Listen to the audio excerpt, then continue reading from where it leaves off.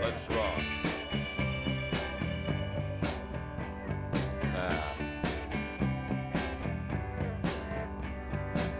I bought a Christian record from Christian record store. Would have bought two, but wants to keep money for the poor. Came back home and put it on my turntable. Played it backwards cause I wanted to know what's going on. Soon all I wanted to do was to go and get drunk. Go and get drunk and take lots of drugs. Take lots of drugs and have lots of sex. Then go out and kill everybody in my neighborhood. Kill. Burn and rob. Christians maybe wanna burn and rob. Burn and rob, burn and rob. Kill everybody and quit my job. Burn and rob. Christians maybe wanna burn and rob. Yeah. Glory hole. Yeah. So I broke into my neighbor's house and killed them with an axe. Stole all the money and drove off with the Humvee. Got myself loads of drugs and booze. Then found myself an orgy and had lots of nasty sex. It was kinky sex. Burn and rob. Christians maybe wanna burn and rob. Burn and rob. Have lots of sex and take lots of drugs. Burn and rob. Christians maybe wanna burn and rob. Yeah.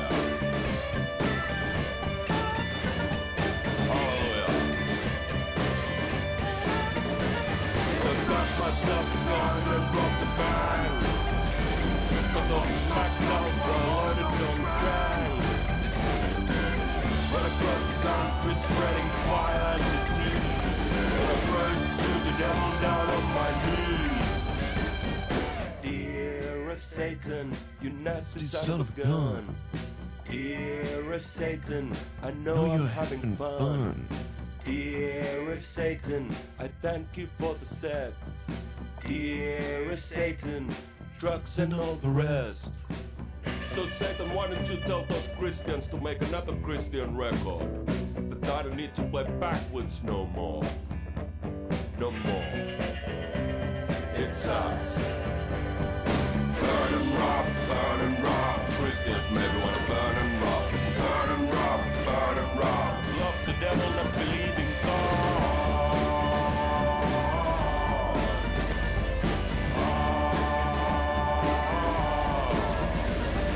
Burn and rob. Christians maybe wanna burn and rob. Burn and rob. Love the devil and believe in God.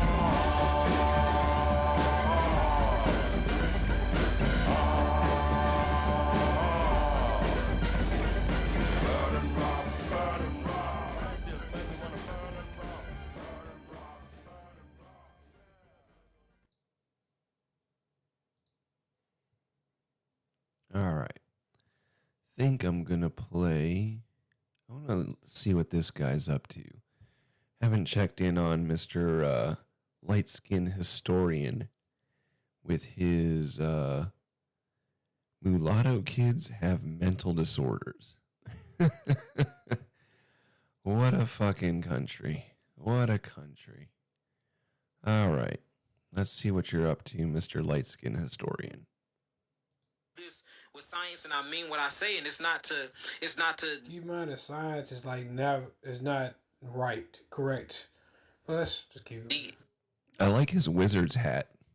It's not to speak down on you or nothing like that. People ask me a question, I have to answer honestly and with a scientific mindset with it. When you check the wound of any other race and you check the resonant frequency or the pH balance of a black woman's wound and of her vagina, it resonates. That is a lot of information that guy just spit at us. I just want to listen to that. Oh my God. That was pretty wild shit. I have to answer honestly and with a scientific mindset with it. When you check the wound of any other race and you check the resonant frequency or the pH balance of a black woman's wound and of her vagina, it resonates with the black man.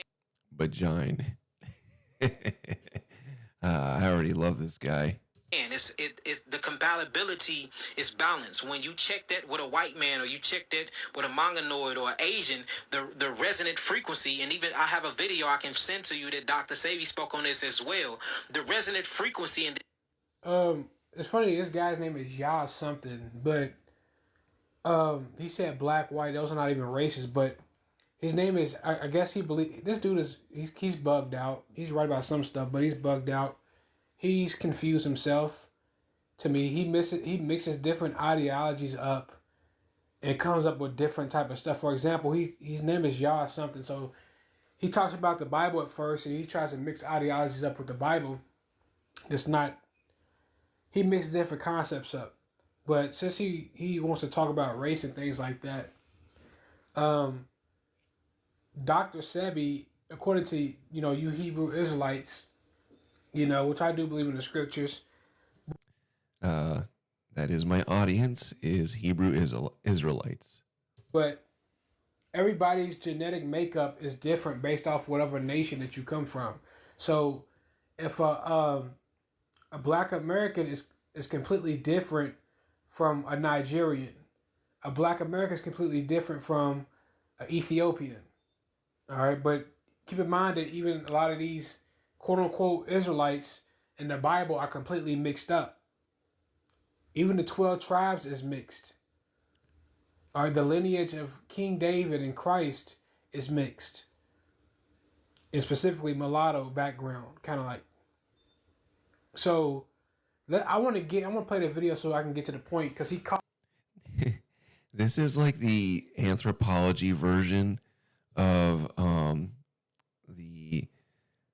the Africans that we watch learning to fly. This is them learning anthropology. Calls out a specific mixed group. Out of all the mixes on the planet Earth, he specifically focuses on one. But let's see what he says. Electrical frequency is different for every other race. Our mineral is different from your mineral. Our mineral will be iron phosphate. Well, yes, it depends on what nation you are, and on top of that, a lot of this stuff is just BS. All right, they just in the black community, these dudes, they just make up random shit in their imagination, and they'll look you dead in the eye and make you. And they're good with that. They're good at making shit up, and these ideologies, these wild thoughts, and convincing people that the shit they just said was real, it's authentic, like it's like a real thing. They say the melanin connects with the moon, and that's how you put your feet on the grass, and it makes the black man's skin darker. All this other. God damn, I am so happy I listened to this video. I'm so glad I started out with this. I need a little bit of a pick-me-up. That's fucking awesome. The black man steps on the grass. Oh, God, I love it. Shit, they just randomly make this stuff up, and they get people to actually believe in this stuff. All right, it's funny because I'm gonna keep talking about the Bible, about the whole melanin. Since I seen him talk about the Bible before, and his name is Yah something. The Bible doesn't even deal with melanin. If you read the Bible, it's not about melanin at all, and melanin is a real thing. All right, but keep in mind that since I said that Israel is a chosen people, which I agree. Keep in mind that Israel is not even the darkest nation on the planet Earth. You have nations that are darker than the Israelites. Melanin is a thing, a real thing, but it's not what they trying to make it out to be. The whole melanin stuff with them is about getting people to worship their skin tone, especially a very darker one. A dark brown skin tone. But melanin is not even important. But let's keep going. Caucasian minerals usually is zinc, and Asian mineral is usually copper. So the main minerals that's in our blood dictate the frequency and the vibratory rate that's in our wounds, that's in our organ. Each organ have its own frequency and tone. Melanin, or what we're going to call carbon constituents or carbon constituent chains, is at a different. when he said that each organ has its own like tune, I just imagine like some Chinese guy like hitting the triangle.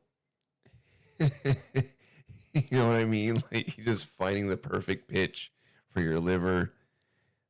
I love this kind of stuff, dude. I love it so much. Different frequency. We have neuromelanin, we have eumelanin, we have pheomelanin and cosmic melanin. Yeah, a lot of different races don't have neuromelanin at all. Y'all just have eu and pheomelanin. So there's different resonance and frequencies in our bodies that's different from y'all. So if you start matching frequencies that are out of tune with each other, you create what I would call an imbalance in creation or imbalance in a cell. So the cells come out already genetically weakened, and it automatically come out mutating. And that's why you see a lot of mulatto or mixed children actually have a lot. See, that's what I wanted to get to.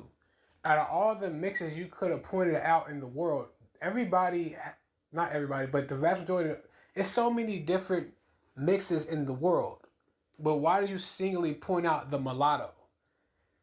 Why did you singly point them out? You didn't point out half Black American, half Nigerian children. You didn't point out half white, half Asian children, half Mexican, half so-called Indian children. Why did you specifically focus on the mulatto children? All right. Because they have an agenda they're trying to push. And I'm not saying that some of the stuff he's not saying is kind of correct, but a lot of stuff, they're just making this stuff up in their minds. And it's just a scare tactic to shame mulattoes. All right. But this guy believes in the scriptures. But if you read the scriptures, race mixing is everywhere in the Bible. Even the mulatto kids is in the Bible. It's there. Well, let's keep going. Social skill issues. They have a lot of mental issues. They suffer from a lot of depression. They have anger issues, and these are just. Well, please show me. He's saying that the mulatto children have anger issues. No offense, sir, but that, and no pun intended, but that's a little bit of the pot calling the kettle black. The stats were mulatto kids is just like a real, like, they're just now growing. They haven't been very, it's not a large amount of them. So where are you getting these statistics from? All right. And on top of that, show me where these mulatto kids are underperforming at anything. You mean to tell me that mulatto kids, the kids that y'all call soft and very peaceful, they have anger issues? And I'm not saying that doesn't exist for certain people. That is a real thing for some people who may be mixed or whatever. But you mean to tell me that they're more angry than black kids? Where are these mulatto? It's funny, I just got done watching a video of Charleston White with Jason Lee, who's mulatto, Jason Lee. And Charleston White even said that, man, I've never seen a yellow mixed kid commit any harmful acts in society. I've never seen it before. And I watched another podcast where a black guy was bragging about how dark-skinned kids were evil and this, and the third, but he was making it like it was a good thing, and the light-skinned kids were more peaceful. But like, where are these? I don't see the proof that you guys are saying. I don't see mixed kids turn up the environment, being destructive to their environment. I don't see mixed kids who are angry. I don't see mixed kids who are underperforming in schools. Like, if you compare them to the black group, the dark-skinned group specifically, who's more violent between the two? I'm pretty sure that everybody would say the dark ones. Who performs well more on test scores? The mulatto kids would. Let's be real. Even in sports, they can do the same thing that you guys do, even better. If you see them, you guys get outperformed in different sports by these mulatto kids. These mulatto kids is out rapping black kids. Like, so where are they getting this from that these mulatto kids have all these issues? I don't see it. Even when I look back, the most innovative kids throughout American history have been the mulattoes. So like, where is he? I like that this guy somehow thinks that because the lighter skinned blacks somehow have an advantage. I don't know what that advantage could be as far as an intelligence and disposition. I wonder what he thinks would happen if you went all the way to the other end of the spectrum and became white? Or does this stop there? It's kind of funny just to think about the fact that, like, just that idea in his head hasn't been fully, like, captured. They getting this, these ideologies from. It's actually the black kids who suffer from, it seems like, from different spiritual issues, as far as violence and sexual degeneracy and depravity and mental issues, and etc. But I don't see where they're getting this from. Like, it's not based in reality. Statistics that you can Google, and it'll pop up showing you that mixing races and sharing cellular structure and DNA with a people that's not a part of your tribe, it have not only an intellectual deprivation from your mind, but it has a genetic mutation on the cells of the body. And your teacher, your great teacher, Dr. Sabi, taught the same thing. Dr. Sabi wasn't even black. He wasn't even a black American like allegedly you are. I don't even know if you're a black American. They are not even the same group. But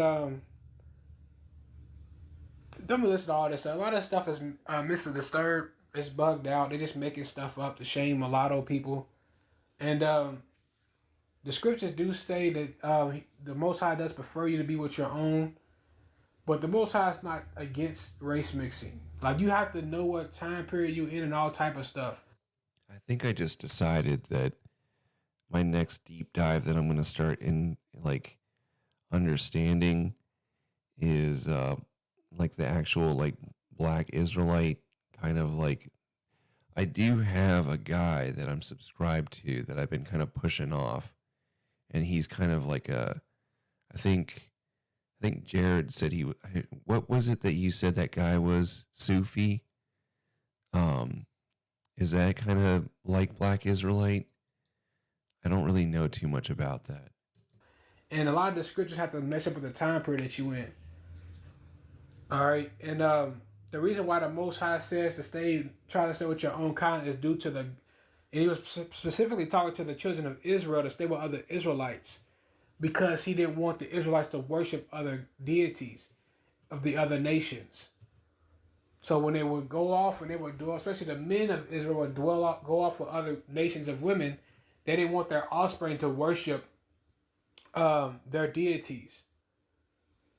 All right, but a lot of this stuff is not based in reality, and I see how the next this is bugged out, but I see on the next one.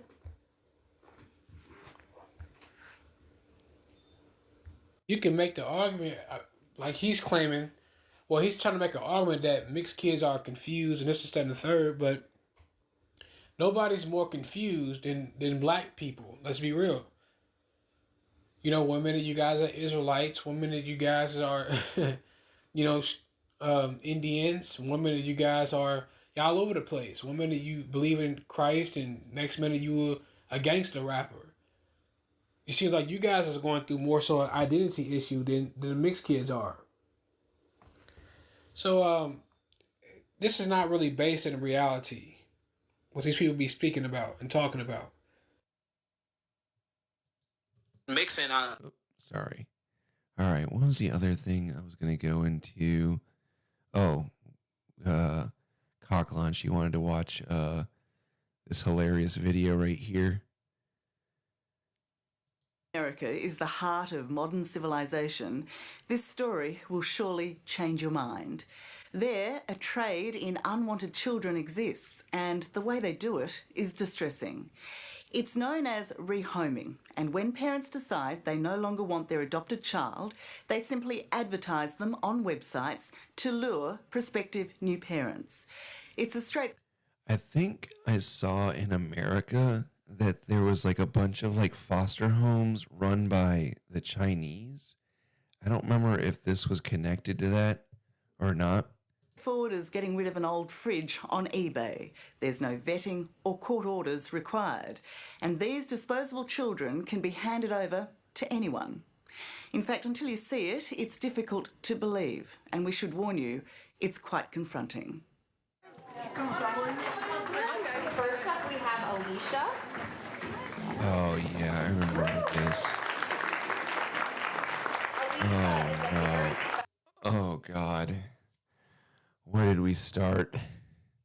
I remember this. Oh, God. My cup is only half. Oh, Jesus Christ. special and very sweet young lady God. who is looking for her forever family. She describes herself It's a parade as like honest, no other. helpful. Abandoned children also likes desperately drawing selling and themselves Oh, no. Oh, God. Do I have a seatbelt for this chair? to win over a new family, a new start. She also likes drawing and doing arts and crafts. And in the audience, sizing them up to find a perfect match, are their potential parents.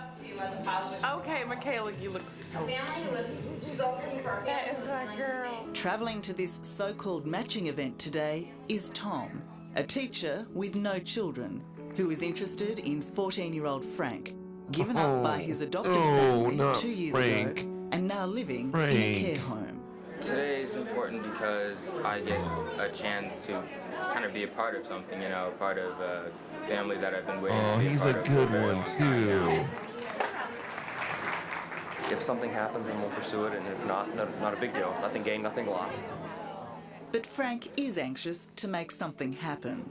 He has much to lose and only 2 hours to convince Tom he's worthy of adoption. I'm trying to show him the brightest aspects of me and to let him know what the darkest ones are. Well, the darkest one there seems like to be Frank. Frank has sold himself well. Tom agrees to give his new son a trial run and will collect him in 15 days' time. Thank you. Do the same. But 6 months later, Tom decides they're not compatible. And again, Frank can only hope and wait to find a family who wants him forever. To see those children trying to sell themselves, to find a forever family, what does that do to your stomach? Oh, it turns it. It is appalling that we get to a place as unseemly as this. Appalling. It is. I should. God damn it. I should set up like a heart rate monitor and a blood pressure thing. Just like somehow hook it up to like a little screen on the computer here, so you can just watch my fucking heart rate and my blood pressure just skyrocket. Is distressing, tragic, and completely legal. Oh. Here in the US, it's a phenomenon known as rehoming, where Rewind and look at the last guy.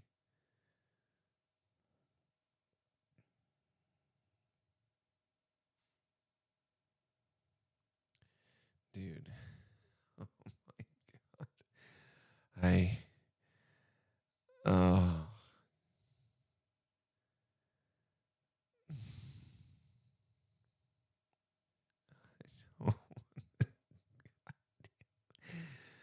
Oh, I would rather do 200 push-ups than keep watching.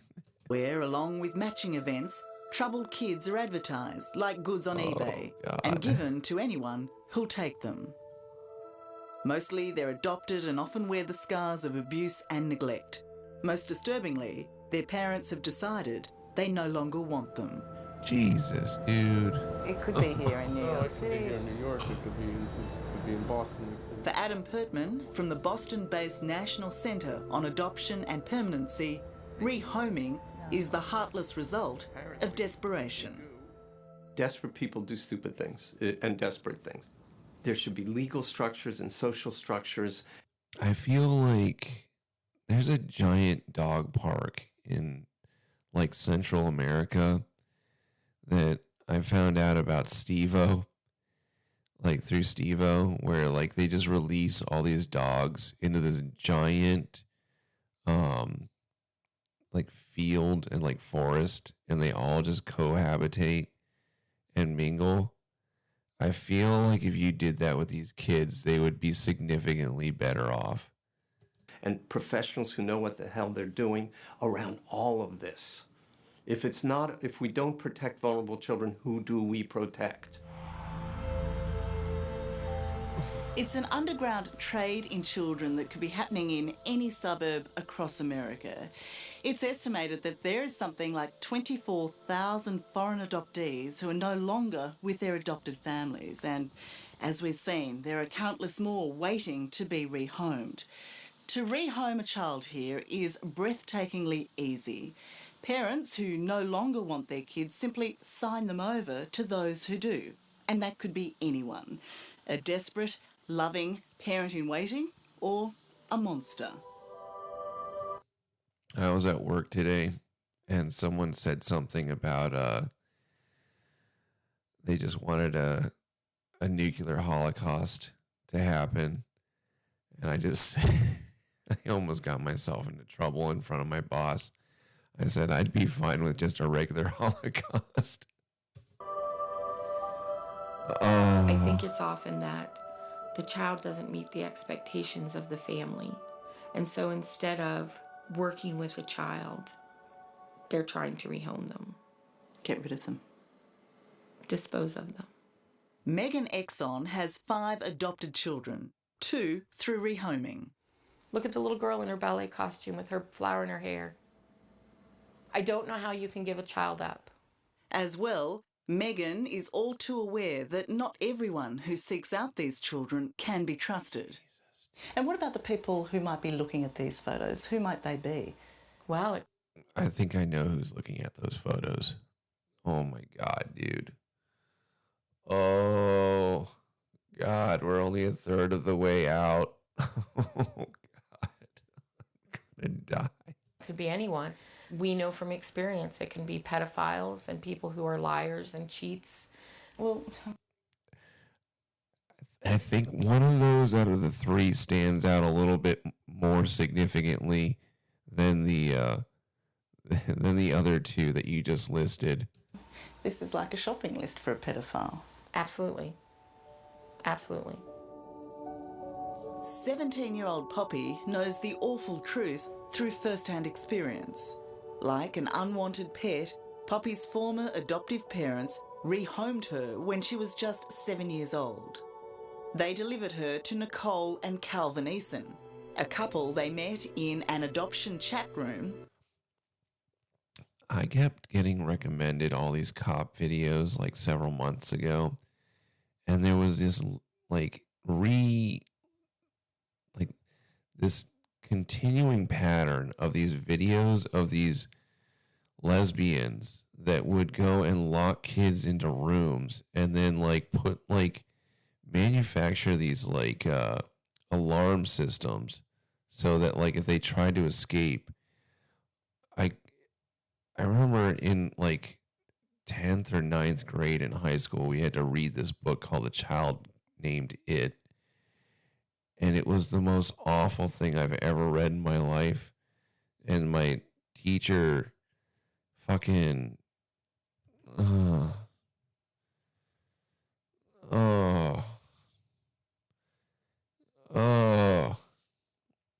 God, why would you make me rewind this?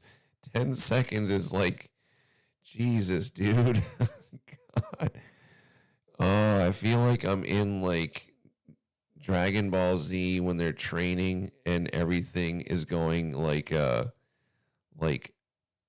minute is a year, and I'm just training, and this feels like hell. I feel like I have 10,000 pounds on my shoulders. Jesus, dude, what are you doing to me? Cole and Calvin Eason, a couple they met in an adoption chat room who have since been exposed as serial pedophiles. What the fuck is on your neck? What the fuck is that? Do not tell me you're smoking and you have a hole in your fucking neck. he has a fucking hole in his... Oh, these are the worst people I've ever seen in my life. Here, Nicole is caught discussing rehoming. A family looks for another family, internet, word of mouth, you know, friends. And her not-so-gentle approach to parenting. I smack them in the mouth, and I've gotten them with a spatula. I have no regrets about it, no complaints about it. The day that you were sent to the Easons' home, what was that like? Scary. What was scary about it? Being dropped off by people who I thought that were family and not being able to see them anymore. So this was your mum and dad, who you considered to be your mum and dad. Mm-hmm. And did you understand why you were being sent away? No. I was told that that we were going on a little road trip, and that's all they told me. This Haitian girl that I almost married told me about, I don't know if you guys know about, how the Haitians and Hillary Clinton, was trafficking people through the Clinton Foundation. And I'm starting to think that she was part of this shit. The stuff that she told me about, the hell that she came over here and experienced, it's so surreal because it's such a weird thing, like fate of God, where when I was little, I grew up in Miami, and my parents took me to this private school, Montessori school, and then I ended up meeting this girl in college in my psychology class, and this is such a weird thing that just such a weird coincidence. I told her about how I went to this school in Miami, and then she showed me where she used to live after we had been dating for a long time. And then she actually lived in this fucking house that was infested with rats. Literally, there was a train track behind the expensive school that I was going to, and then her house, and the hell that she was experiencing. It's so insane, the dichotomy of that, when I would think about it, just everything that she experienced while I'm just my parents are paying all this money for me to go to a school where at one point we weren't allowed to play Power Rangers because too many kids in the news were getting hurt. And this girl is suffering ungodly, horrible, horrible thing. Poppy and another child from another family, 14-year-old Dimitri, would now experience the very worst of rehoming. What happened in that house? Yeah, that's good. Make sure you make her relive this. I'm sure she loves telling this story. A lot of things that shouldn't have happened. How would you describe the Easons? Scum, uncaring, heartless, self-serving, selfish. Lynn Banks, an adoptive parent herself and a crusader against adoption scammers, uncovered the Easons online and was immediately alarmed. Did you spot that it was a fake as soon as you saw it? Yes, they were trying to take kids into their home under false pretenses. This shows how easily the Easons con people. This document is meant... Hold on, let me go and copy this so I can go and print a fucking copy out. ...to reassure parents who no longer want their children that they've given them to the right people. It's a safety assessment signed off by social workers. But the Easons was pure fiction. When you became suspicious of the Easons, did you become obsessed with tracking them down and stopping them? It was the right thing to do. And I couldn't turn around and walk away from that. You know, who else was going to do it? Lynn discovered the Easons' own children had been removed from them due to neglect and suspected abuse. she told police, as the Easons moved across the country, of the kids they collected on the way. How similar was the story from state to state? Very similar. They were doing damage. They weren't getting caught. They were free to move on. Can you explain to me how Dimitri and Poppy were placed with the Easons? Well, I mean, they met on our group. Megan Exon ran a chat room set up to support other adoptive parents. Unaware of their background, she welcomed the Easons and introduced them to the other families. This is the horror, too, is that my wife and I have discussed about possibly in the future adopting kids, but the other thing that you don't know about these kids is, like, you want to take them in, but you don't know what they've suffered. And so, like, you're unfortunately putting your own children at risk if you bring some kids in. Like, there's a kid that's down the street who this woman is fostering, and she's at least she's nice, but just like this kid is really, really messed up. Well, he's not that messed up. He's not the worst one, but you can see that, like, when he came over to play with our kids and the neighbors' kids, it was just like, I hate to be mean, but it's like you have like like your dogs, and then like you're setting up like a play date, and then all of a sudden like you're at the dog park and someone brings in a pit bull, and it's like, oh my God. But tracking their every online move, Lynn alerted Megan immediately. Well, I know for a fact that she has an 8-year-old and a 14-year-old from our group. We introduced them, but Just 2 weeks before this call, Poppy and Dimitri's parents had dumped them with Nicole and Calvin Eason. Lynn's phone call was confronting and devastating. A pedophile? Is this Calvin? Now I know who that guy looks like. He looks like Neil deGrasse Tyson. After having that conversation with Lynn, what did you do next? The first thing I did was I called the parents, and according to them, they couldn't come for their children. And I decided if nobody else was going to go for them, that I would. Shame on them in a big way. There are some parents that will walk away and not look back.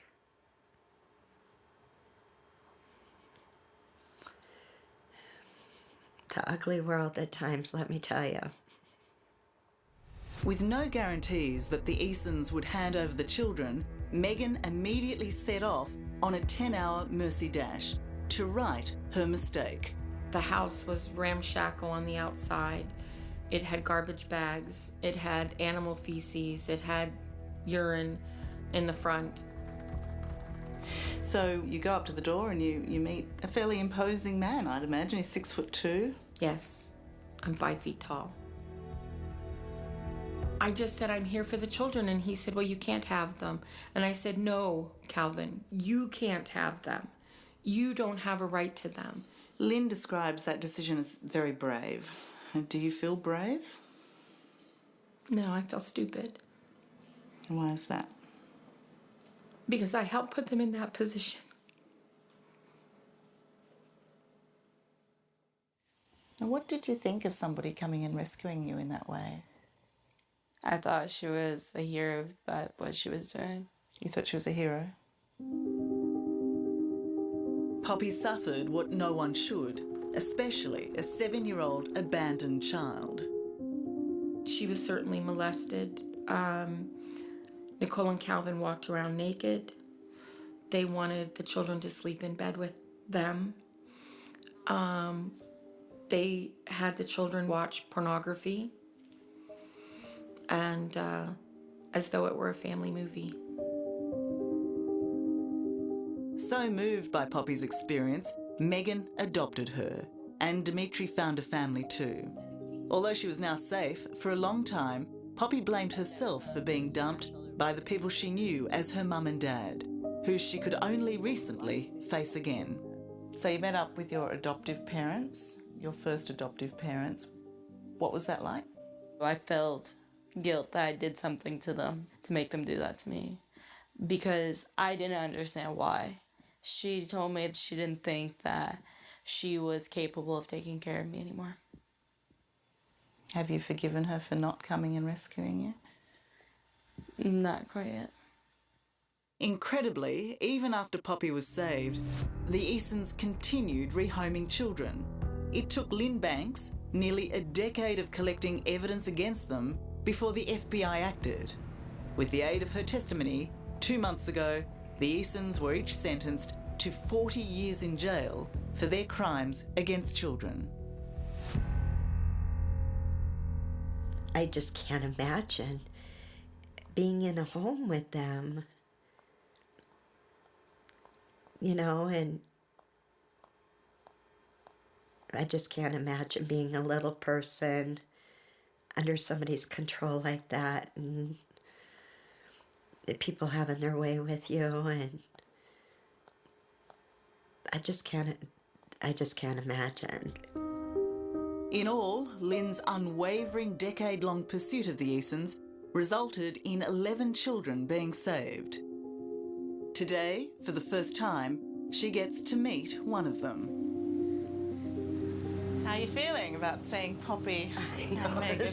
Yeah, I think it's gonna hit home now. Yeah. What's hitting home? Oh, they're real. Those kids were real.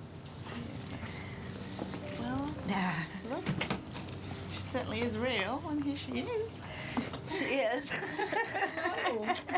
Hi. This is Megan. Hi, Megan. Oh, hi, Lynn. Oh. This is my daughter, Poppy. Can I hug you? I'm so glad to meet you. Nice to meet you too. We're glad to meet you too. To see Poppy in person is to be reminded of why Lynn did what she did. I've wanted to do this for a long time. To save precious lives from the most vile people. I'm just glad you're safe. Yeah. Let's go get the eggs. Come on.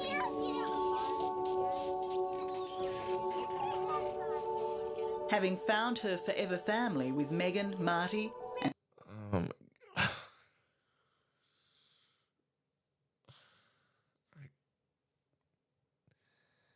I can't believe there's a minute left of this. I can't, like, this poor little girl. Oh my God, dude. I just want to set these people on fire.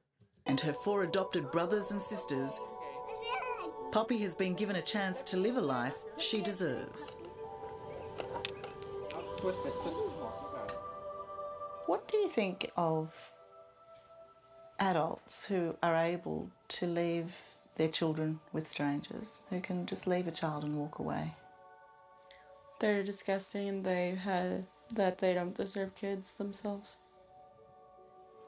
Do you think rehoming should be allowed in this country? I hate that everybody's in that position. I think it needs to be regulated so that it's safe for the kids. But the child needs to heal from the rejection and the abandonment and the trauma. They have every right to walk this earth healed. We should make these kids the leaders of our government, and then whatever they decide is just law, and then each of them just gets a township, and they could just be like complete dictators, or like, I bet you they would have some proper solutions instead of just like regulating it by the government.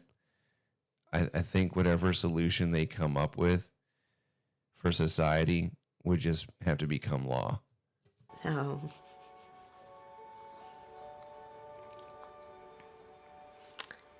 That's it.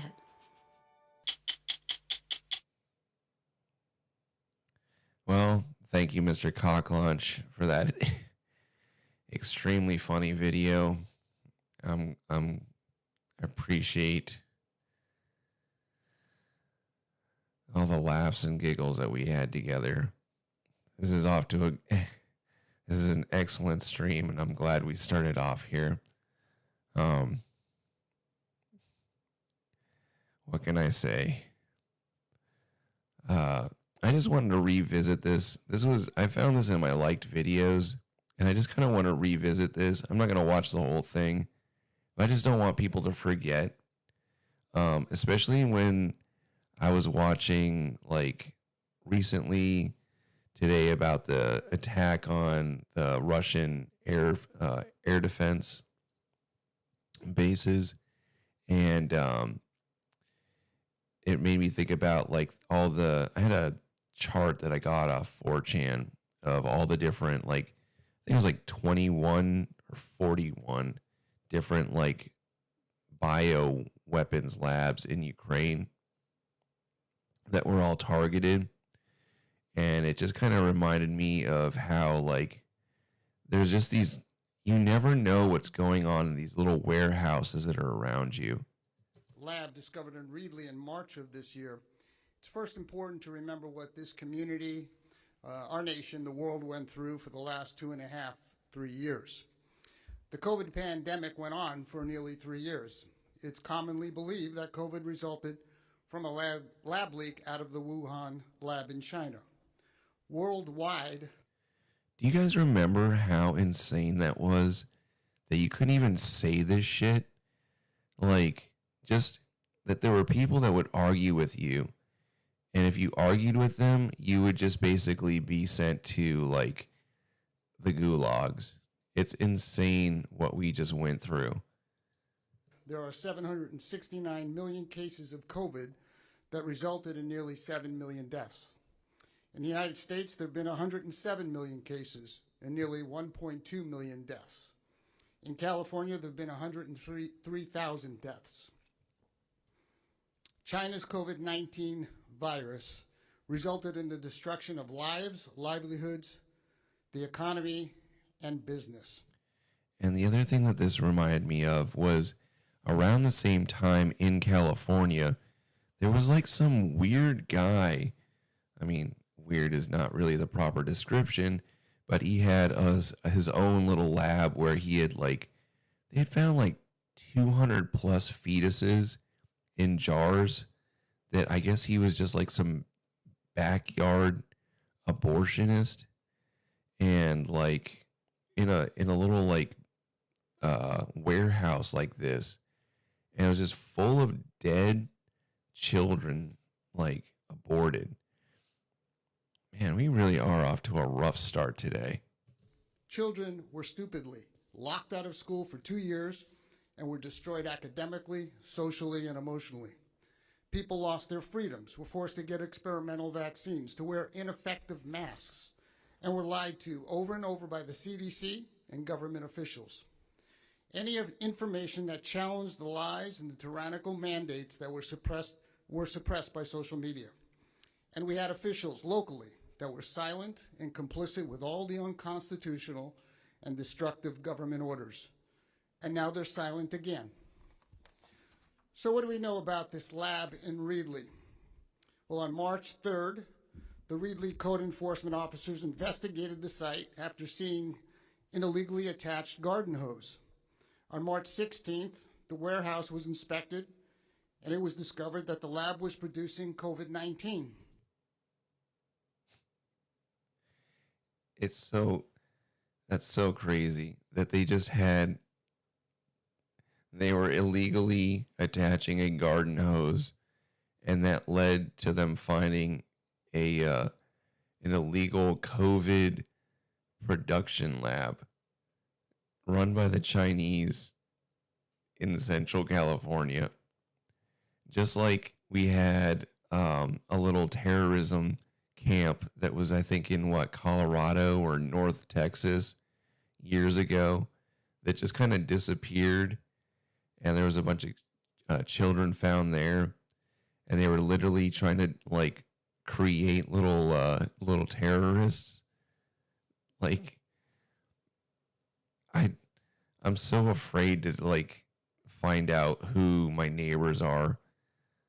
Like, I remember I used to work on like independent shop like vehicles. It was New Mexico. Okay.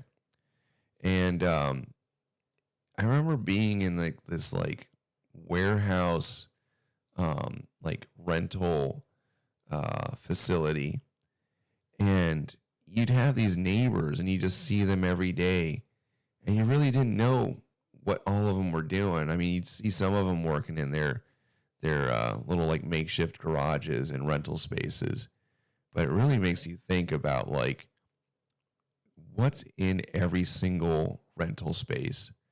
Every time I go to one of those places, that's what runs through my mind. There is blood, tissue, bodily fluid samples, and thousands of vials with fluids that are not labeled. They also found 900 mice, 200 mice that were dead. On March 16th, the representative from the company, Prestige Biotech, potentially a China national. Isn't this basically what Unit 731 was? Right? It was 731, the Japanese concentration camp that they had during World War II, where they got caught. And so instead of like just surrendering, they just released a bunch of rats infected with diseases and covered in fleas that were covered in diseases. This is insane that this is just out there.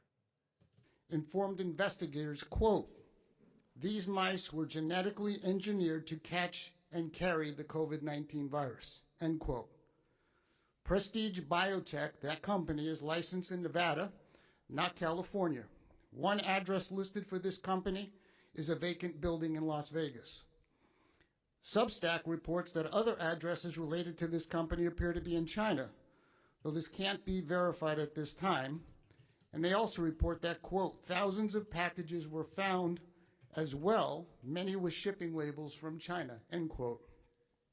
On May 4th, the CDC inspected the lab and found infectious agents that were both bacterial and viral in nature. Some of these include hepatitis B and C, rubella, malaria, E. coli, and pneumonia. Fresno Superior Court documents indicate that mice were involved in these experiments with COVID-19. The lab apparently illegally disposed of medical waste, and it's believed it went to the landfill. This can't be confirmed because the operators of the lab have not been forthcoming. Now, questions that must be answered and the public has a right to know. One, is this company from China, or is it sponsored by the Chinese government? What was the purpose and goals of their experimenting with COVID-19 and having mice catch and... You know, I used to get really paranoid when I was younger, and I may or may not have procured seeds or spores for certain biology experiments. And this is allowed to go on, and there's really nothing happening to these people. and carry the disease? What were they doing with all the bacterial and viral infectious agents found at the illegal lab? 2, are the people that were running and operating this lab Chinese nationals or American citizens? If they're not American citizens, are they here illegally? 3, and most importantly, why wasn't the public informed of this illegal lab and what was found? The Fresno County Department of Public Health, it's public health, has an obligation to notify the public of potential dangers, both past and present. During the COVID pandemic, their medical officer held weekly press conferences justifying ineffective, destructive lockdowns and mandates, and yet not even an acknowledgement to the public of the illegal and potentially dangerous activities at the lab. There was also just recently this week or past 2 weeks, I know that the story was kind of ongoing for the last couple of months, but there was a former police chief in New York who just like he was retired and working as a private investigator, and he was helping the Chinese. By the way, he only got a year and a half in prison for this. He was helping the Chinese track down people that were seeking like refuge in this country, or basically wanted, not even refuge, just wanted by the Chinese government. And then what they would do is, if they couldn't get you back, they would start telling you that like your family back in the homeland was in danger. So he spent a week having the media come, telling the public things that were not true, supporting all of the tyrannical, destructive things that were taking place in our city, our county, our state, our nation. And then when a lab related to COVID-19 is found 5 months ago, no word. No word from him, no word from the Public Health Department, no word from the Board of Supervisors. Number 4, the Board of Supervisors are also silent. This is similar to the crisis when foster children were found to be sleeping on floors in offices. They only addressed it when they were forced to because it became public through the media. This is disgraceful and represents a willful decision to hide from and shirk their duties as elected representatives of, guess what? The public. They're responsible to the public. Just wait. I wonder what this guy's opinion is of the fires that just happened. Boy, is he in for a big surprise when that happens. These same Board of Supervisors were derelict in their responsibilities to the public during the pandemic. They were silent and complicit with all of Governor Newsom's destructive, unscientific lockdowns, mandates, and forcing kids out of school for 2 years.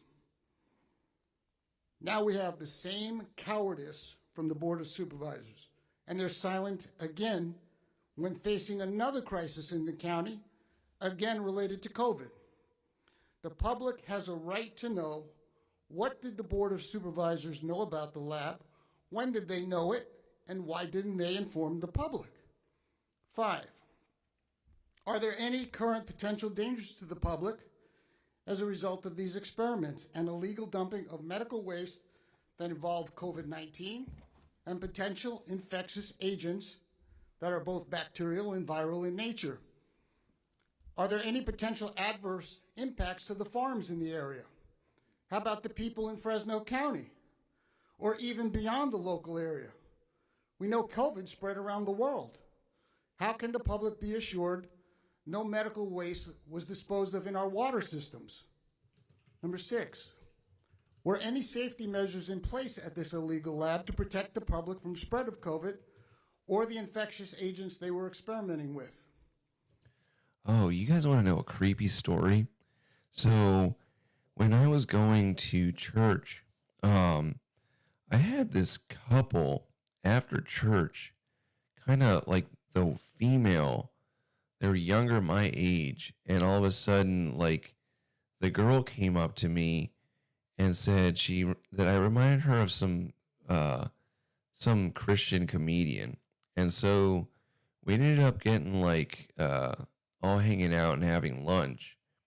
And they told me the reason that they were down here was for some book fair thing. The husband was down here for a book fair, and it's just some big book fair. And I was like, I didn't really think much about it, but this was in November of 2019, I believe, before COVID happened. And then when we're having lunch, he starts telling me that he actually works on flu viruses. And I was like, that's kind of an odd thing to specify in. And he started telling me, yeah, like I really work on these like coronaviruses. I had no idea what that was. And the thing is that where I'm from, where I was at, is a very, very, very large research university for medical, very famous for it. And there happens to be quite a few Chinese nationals. In fact, they got in trouble recently. Even a couple professors were like indicted for basically stealing research. That always bothered me. Damn, dude. I totally forgot about that. We believe COVID spread from the Wuhan lab, and it could have come from this lab as well. Number 7, Lemoore Naval Air Station is only 45 miles from this illegal lab. As was reported in Substack, quote, all of the F-18s for all the Navy's West Coast base carriers are located at Lemoore. The F-18s are primary strike fighters for the United States Navy. In a war with China, these are the aircraft that we would rely upon to sink Chinese naval vessels and give us victory, end quote. The implications from the spread of a debilitating virus could be devastating to our nation's military readiness. Is the location of this illegal lab coincidence or purposeful? Now, what do we do with what we've got right now? Well, according to Joe Prado of the Fresno County Department of Health, there's currently no requirements for any lab, licensed or not, to report to the local public health department the biologicals or the testing that is being conducted. Also, I've talked about this, but probably a lot of you that are watching haven't probably seen me talk about it, and it's not any of my work. But there's a video and a channel called a guy named Memory Hold, like as in you're holding something, Memory Hold 5.0. And he has a really, really, really lengthy breakdown of this really weird, like 60,000 acres that was purchased and then was like secretly being developed outside of San Diego. And it's very, very creepy because the entire time Gavin Newsom refused to acknowledge it until it started becoming more and more public. And still it's not really explained, but they were kind of saying that it was maybe like some kind of walled in city for like military or elites. It's pretty creepy. I think he wrote the article on Substack, and I'm not joking when I say this thing is super long. He has a video on it. I think it's still up on his channel. It's probably about 2 hours long, and it's an excellent thing to check out if you're interested in this kind of stuff. But that just kind of reminded me of it. I think I'm going to move on to this lady that we were talking about watching yesterday, who was pretty interesting. And I'll show you. Yeah, Vince, you know, Memory Hold. He's got excellent videos. There was a video that I was watching of her where it's really wild to see the difference in like how intelligent she is, and then her going and basically like videotaping herself in a what she calls a bunker, surrounded by insulation and tinfoil on her head, sleeping and losing her mind. And it's just so weird to see. But before that, I just kind of wanted to show you guys something. It's a short video that is kind of interesting. We started, Dr. Katherine. This is called Meshtastic, and it's something that I started getting into this guy's channel called S2 Underground. And it's basically like a military intelligence guy that's sharing like secrets of like survival and he's become a lot bigger as far as like basically kind of creating a news reporting network for people using what's that radio, ham radio. That's kind of how I found him. He did like some breakdowns, and then he started talking about this thing called Meshtastic. And one of the things that is he was talking about with trying to protect yourself, and if you know, hopefully it doesn't happen, is a situation where you have to communicate with people, but you don't want to give away your position. And so what this does, and he goes and explains it, is you get these what's called Meshtastic like nodes or repeaters, and you can transfer messages so that you're not pinging off the same spot, so it kind of looks like you're moving, or that like if someone's trying to track you. And it's kind of interesting. Welcome to my dining room. We're going to be talking about the Meshtastic mesh routing algorithm. Because people don't really think about communication when they think about survival. All they think about is hunting and fishing, you know, and that kind of stuff. But at some point, you're going to have to find out what's going on around you. Algorithm. How that algorithm works in 1.2, and how that algorithm will work in Meshtastic 1.3 and 2.0. So let's actually just dive into this. So Meshtastic has a flood routing algorithm. That means if this is you, and you send a message out, the devices within range will randomly retransmit that packet. So this one will send it off. Let's say this receives it. That'll be 1, 2, 3. All right. And, you know, hopefully all the other devices that don't retransmit the packet will be in range and they'll receive it. So let's try this again. Again, this is called completely random. This is you. They'll send it off. 1, 2, 3. All right. And, you know, most things within range will receive it. Let's send another packet. This is you. 1, 2, 3.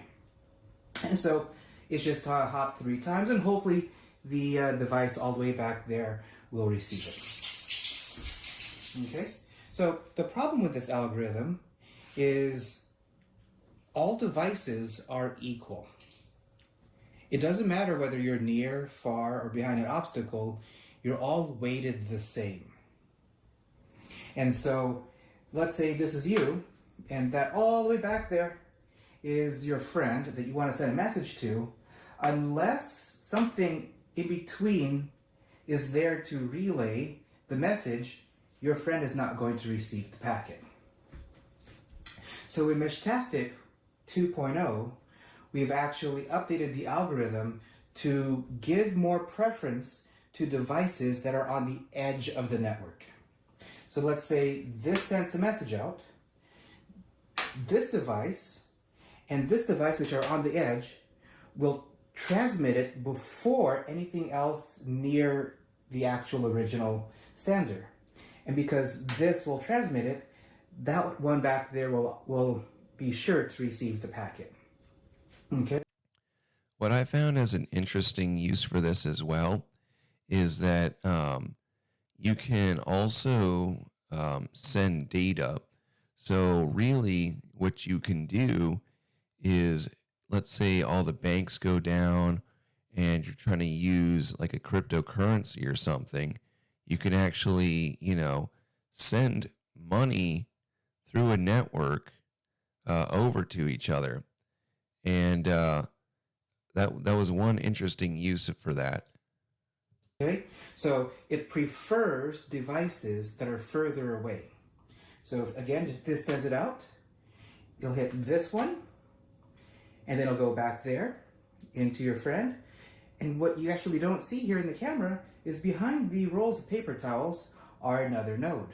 In the original routing algorithm, it's very unlikely that those nodes will receive the packet because the mesh was constrained to a random order of devices.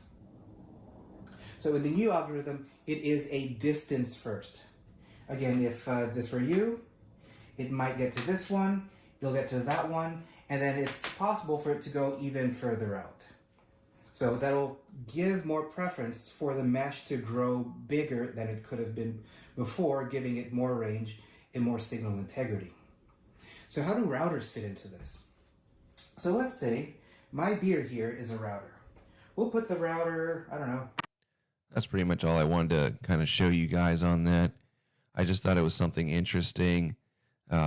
We had a couple shows ago had gotten our stream taken down because we were watching basically LARPing, and they were doing all the medical stuff and had guns and that. But that's a big aspect that I think a lot of people, and I never thought about how important it is. So without further ado, let's go visit Dr. Katherine. This, I guess, so she's experiencing a thing called machine gunning. I'm very new to this whole mind. What did she call it before? We were watching where they were like reading your mind and all that stuff, or sending messages into your head with the microwaves. So I'm guessing what that is she's calling machine gunning, is being under attack.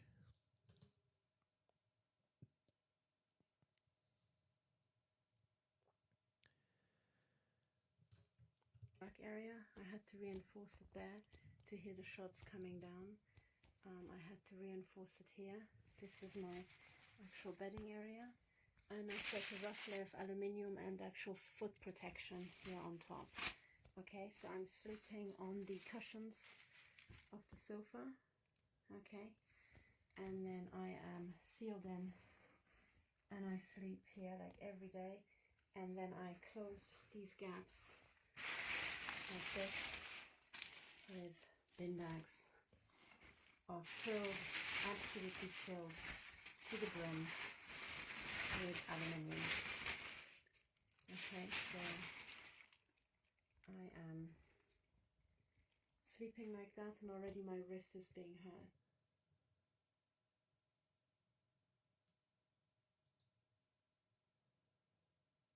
I was just saying that through gaps, they are probably shooting still in, but that's what this is for. And on the other side of the mylar is solid aluminium taped on. So this is, imagine sleeping like this under your desk. Okay, this is how Nazi Switzerland is.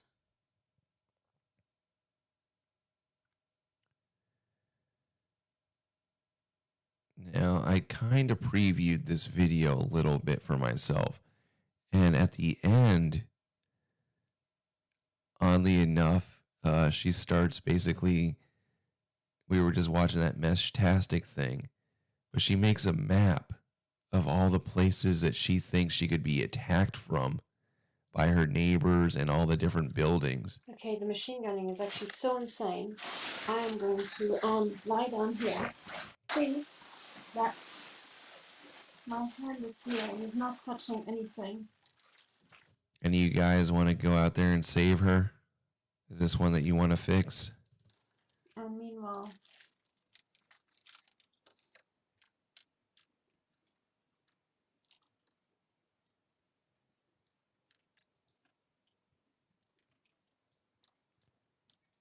you can hear the shots hit against that protection.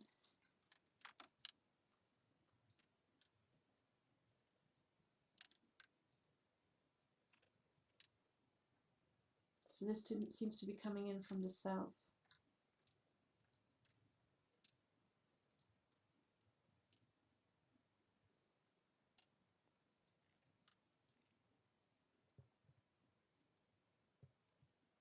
But occasionally they do hit my head. So I have to pull it down as much as possible to just protect my forehead.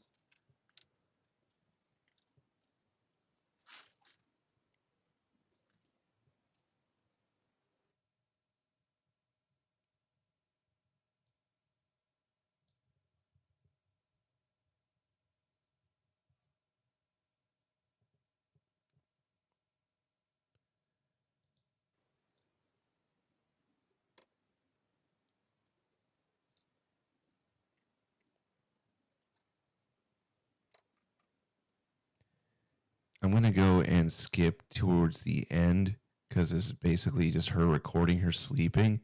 But look at this map that she came up with.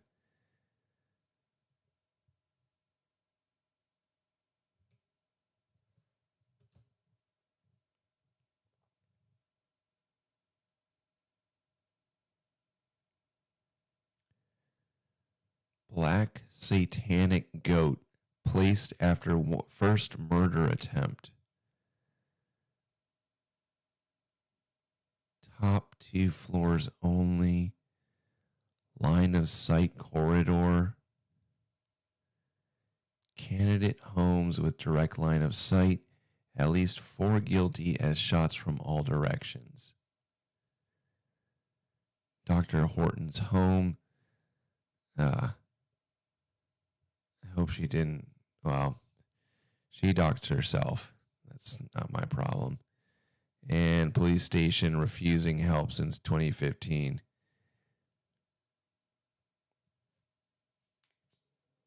Oh, man. This is a wild life to live. And unfortunately, we haven't seen this woman post anything for 4 years. So I'm hoping she's okay. And then, then this one right here, it says this arrow right here and this arrow right here, lights on all night. All right, Mrs. Horton, let's listen to what you got to say. Look at that graph. The danger zone is as large as 50% of the shots, less than 50% of the shots. No, I'm sorry, around 50%. Okay. This is some wild stuff. All right. Let's go listen to what she's got to say. Architecture. So those of you who are new to this series, we're talking about the intelligence agencies and the inner control architecture of our societies. And it turns out that sex and murder play a key role in this, as does mental illness, which is brought about by certain types of sex and murder. So this is the precursor, and you have to understand what we're up against right now. You have to understand this aspect. It took me some time to actually make this video because it's so important that people understand the architecture before they approach this topic, and it's very, very important that they also understand certain aspects of data analysis, things like selection biases and so on, because what we're dealing with here is so easy to misunderstand. So behind me, the whiteboard is absolutely cluttered with things from previous episodes, and every single thing that's behind me, for example the organigram showing deep capture, takes so much time to actually understand. And really, well, it's probably very easy to understand by itself, but it takes a long time to actually develop an inner feeling and recognize it as underlying our societies. Similarly, the categorization you can see above me, splitting the entirety of society into normal people, if you like, then weaponized morons and psychopaths just out for their own self-gratification, is also quite, it's not the worldview that you would normally have. And then finally, next to me here, this tower of ecosystems, economy, finance, directed energy, weapons and corruption shows the tower of problems that we have, with the most urgent one at the top, which is the collapsing ecosystems, that actually relies on all the other ones, which is why it's a tower.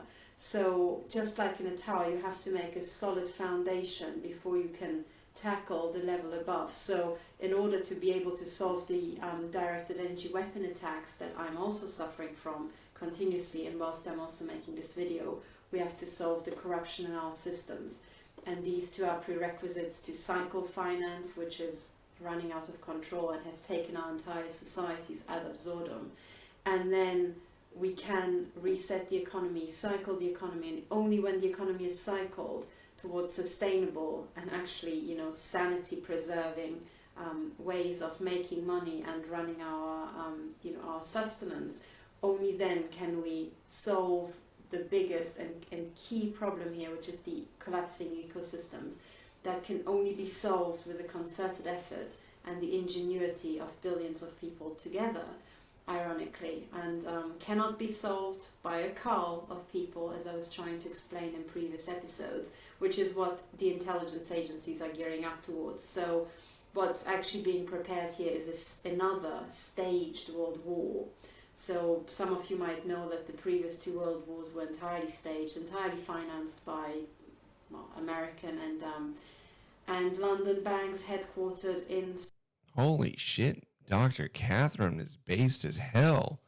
Damn, spitting facts, Miss Katherine. One of the things that came to mind as I'm watching this, and she's talking about the ecosystem, and they had that whole thing going on about the bees being susceptible to Wi-Fi and bugs being interrupted in their processes by Wi-Fi. I wonder if certain people are actually more affected by this stuff than others. Switzerland, amongst others, and then benefited the weapons industry and big companies, and they use this to take normal people like you and me and just shred them in this in this kill fest, in this absolutely sick pursuit of war. And by that time already, by the time of the Second World War, it was entirely staged. So both sides of the war were controlled, and only the top people actually knew how it all hung together. So even some generals were not aware of this, but this is how it is. So by now, whatever controlled the world wars at that time has now only grown bigger through globalization and the incredible money-making schemes and money printing endeavors that we had since the Second World War. Remember, this video is 8 years old. Imagine what she would think of what's happening today, specifically this week. War. So it's fair to assume that whatever is controlling us and would be inducing the next world war would be controlling all sides. So it would be controlling China, Russia, the US, Europe, any major player. So if we would have a third world war, it would be entirely managed and entirely stage managed and entirely staged, and a lot of people would die. That would be the whole point. And right now we have so-called leadership, which are cartel holders, who seem to be under the impression that we're too many people on planet Earth, and the only way to remedy that is to cull 2/3 of us, or some sort of ratio like that. And any systems analyst who looks into the complex human systems we have will very quickly realize that that would be certain death. So there are ways to survive World War III, but there's no way for anybody on planet Earth to survive killing off 2/3 of our people, for reasons to do with system non-linearity. But anyway, so this plan is really not practicable, and it is, what it actually is a reflection of the mental illness that is at the very top of our organizations. So I already explained deep capture by clinical psychopaths who are, clinically insane. That's a naturally occurring phenomenon with pyramid organizations, and it will lead to an accumulation of psychopaths, quite a thick layer of psychopaths actually, when the organizations are particularly high, because they are sucking psychopaths from every point of the organization as they migrate up through their career structure. And also organizations that are particularly old, so they have many generations cycling through the system, leading to it entirely depletes the upper layers, frankly. What she's saying is kind of interesting, because there's a certain demographic that's been around for thousands of years, apparently, and there seems to be a repeating problem of being removed from a certain society very often after they seem to gather their entire mass in like concert. And at the very top, there's the people pulling the strings. And then there's willing fools at the bottom that think that they're part of this big group. And one of the things that's interesting about plants that I'm assuming transfers into people is that if you stress a plant out, it will keep that that stress hormone in its memory for its offspring, whether you clone it or make a seed after it. I learned that when I was growing a certain devil's lettuce. It will not be surprising to anybody who's worked in large organizations at all, but this is how it is. And it's not just companies that have this sort of psychopath magnet effect, it's any sort of pyramid organization. So it will be true of the UN, if you like, of governments and many other things, and certainly the intelligence agencies, for sure. So this is all part of the problem. Now you might wonder, what is missing? What's missing in this image? And especially because previously I already alluded to the importance of some sexual practices or sexual predilections. Everybody will be familiar with the operation of honeypots at the lowest levels here, and then actually all throughout the ranks really. So sex is very important in trying to lure people, trap people, trying to switch off their minds and make them make decisions based on other factors apart from just, reasoned arguments. But it's much more important than that. I also mentioned pedophilia. Why is pedophilia so prevalent? Why are people who blow the whistle on pedophilia hounded with intelligence agency methods? Well, that's because pedophilia underlines the entire control structure. So when you have people at the very, very top who are all psychopaths and they don't really care, you have to have a very strong control mechanism to keep them in check. And the control files are the one way to do it, but the control files have to be very, very strict.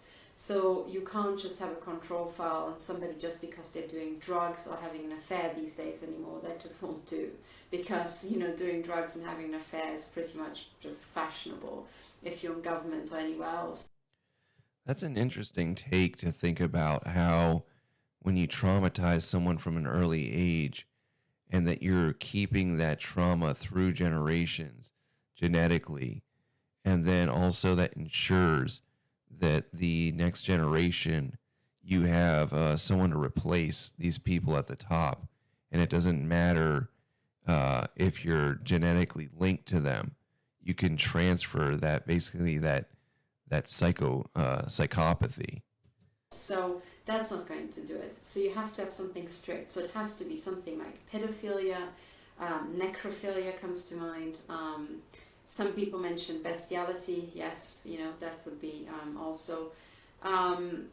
And also serial killers. So, people do get off on murdering people, sadly. And having a serial killer would also, be suitable, in inverted commas, for this sort of current legacy system architecture we have.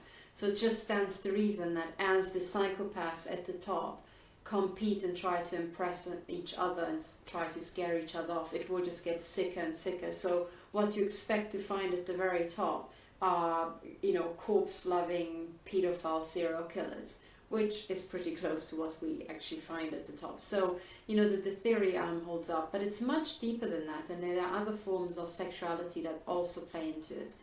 And we have to understand it, to understand the data we have about the victims, to understand how to help the victims, and also to understand how on earth to cycle this legacy system, because this legacy system just isn't practicable any longer. So this is just a summary of all the things you need to have knocking around in your head as we are now approaching the next topic, the topic of sex and murder.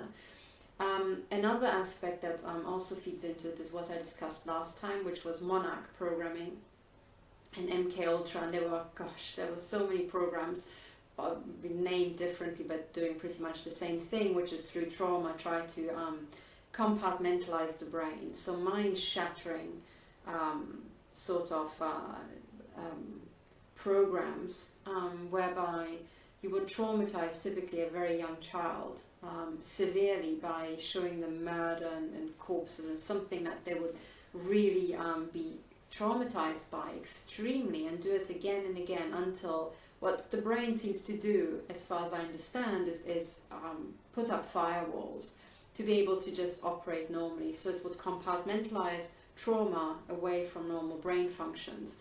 What it does is it seems to create a safe space. I mean, you wouldn't think it's a safe space because that's where all the trauma goes, but that's what the brain does. It tries to contain it all in the safe space. It's like putting a concrete casing around a nuclear power station. You know, it's meant to be safe inside, you know, keep everything inside. That's what your brain seems to do as well. And it does it such that it only accesses that bit of the trauma and these, you know, the upheaval when it has to. So people cottoned onto this, and they discovered that they can program or condition in certain behaviors into young children, and then have certain access modes into that, you know, compartmentalized area, which could be anything. It could be words, it could be tones, it could be, you know, certain colors, sequences,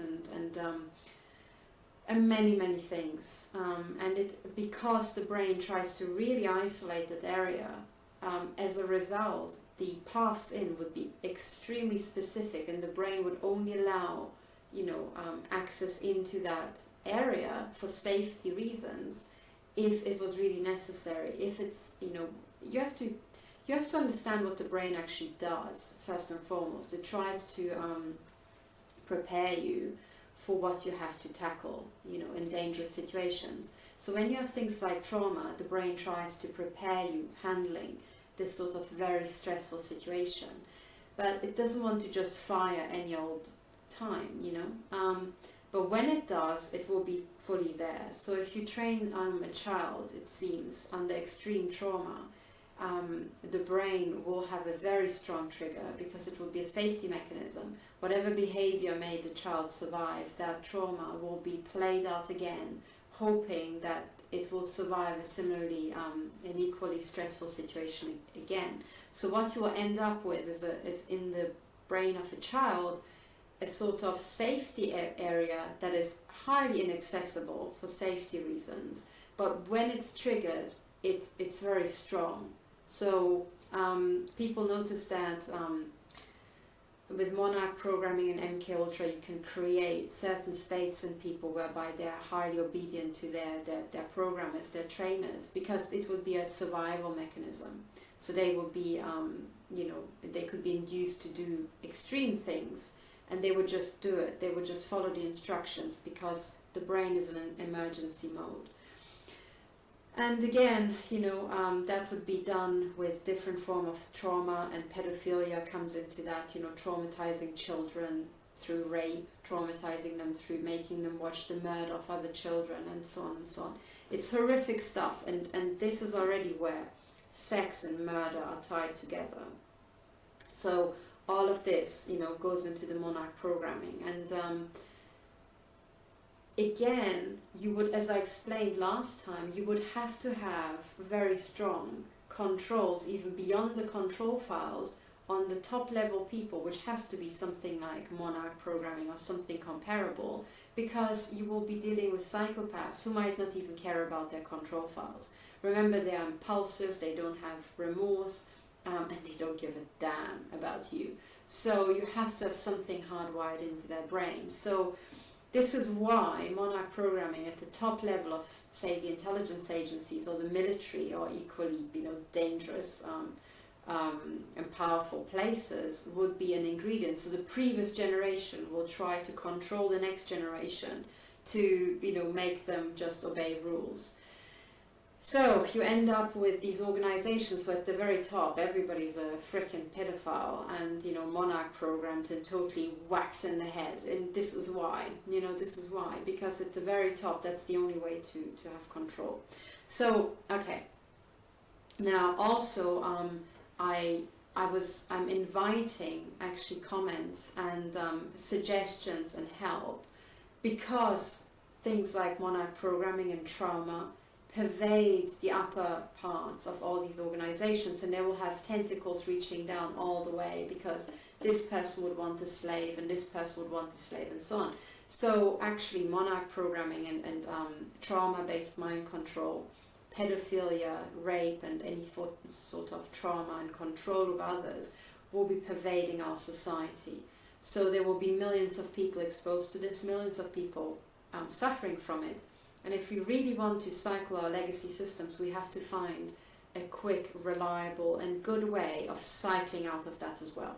Which also means somehow undoing all the sex trauma, all the monarch programming, and so on. And there are several ways to do it.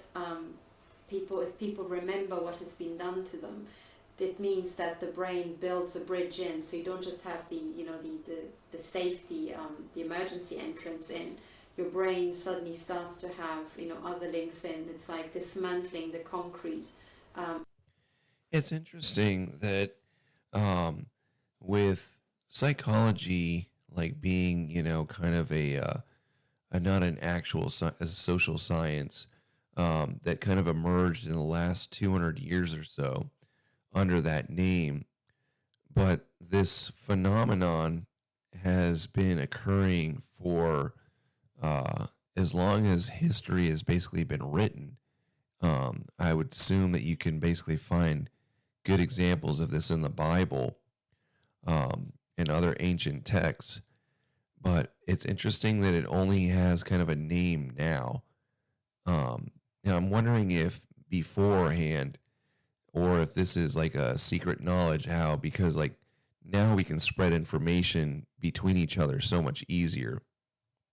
And I'm wondering how many texts and stuff like that have been written about this and handed down and controlled populations through this kind of basically traumatic events. Around the nuclear power station. So you dismantle the compartmentalization by allowing your brain to mull over the events in different moods, in different sort of ways and lights, and having, most importantly, more synaptic connections to that, and then you can digest. You can break it down into small bits. So this is why remembering it helps, because suddenly you will have build lots of synapses, and it will not be a compartmentalized thing. So you've got much more control about how you behave when you're entering that. And then the question came, how are you going to remember it? Well, some people can do it with drugs. I do not recommend using drugs. It might be the quickest way, because what you do is chemically just flush your brain. So, it might be firing in all sorts of ways, and therefore also access this sort of area of your brain, chemically induced. I'm sure you can also induce it electromagnetically with all the mind control weapons, but either way, I don't recommend these methods, because you would not be in control. You would not be in control. You would be at the mercy of these chemicals, so or at the mercy of somebody else. That's why, so I'm very familiar with the basically mycology of psilocybin and psilocin and what people call magic mushrooms, and it was something I wanted to go to school. Well, I started to go to school for. To be a mycologist, because I was so interested in it and the effects that I had when I first started them. And then it's kind of a weird turn for me to be so against them now. And then now seeing them advertised, as places like Twitter and stuff like that, where people are basically relying on this stuff to microdose. And I'm sure there's people that watch me that are fans of doing that. But I'm very, very cautious, especially I was watching, actually coincidentally today, Sam Tripoli had this guy, Adam Schnell, his, basically runs a company that it's a sponsor of Tinfoil Hat. And it was basically a 2-hour advertisement for this guy's microdosing mushrooms and shit, and it really kind of made me sick to listen to and lose a lot of respect for Sam Tripoli for kind of what was the guy's company called something brain, alpha brain, or no, not alpha brain, but like it's really not a good thing that I think that we're pushing this onto people to start using psychedelics regularly. Up in your brain. And really the best way to do it is through resonance. So there's a way to make your brain tackle, injured parts of your brain and traumatic memories, and that's when you're perfectly at ease and when you're empowered. And that's why I was talking about trying to learn about yourself, what you resonate with. Do you resonate with music? Do you resonate with other people? And then, get into that mood, and then when you're perfectly happy and you feel perfectly safe and perfectly empowered, that's when your brain will naturally go and do repair work and find itself actually where it has to go to do that. It sounds incredible, and it takes a lot of going into yourself and finding this resonance point, but it is the safest and the best way to do it. And the reason why, it's because your brain would only take as much as it can chew, okay?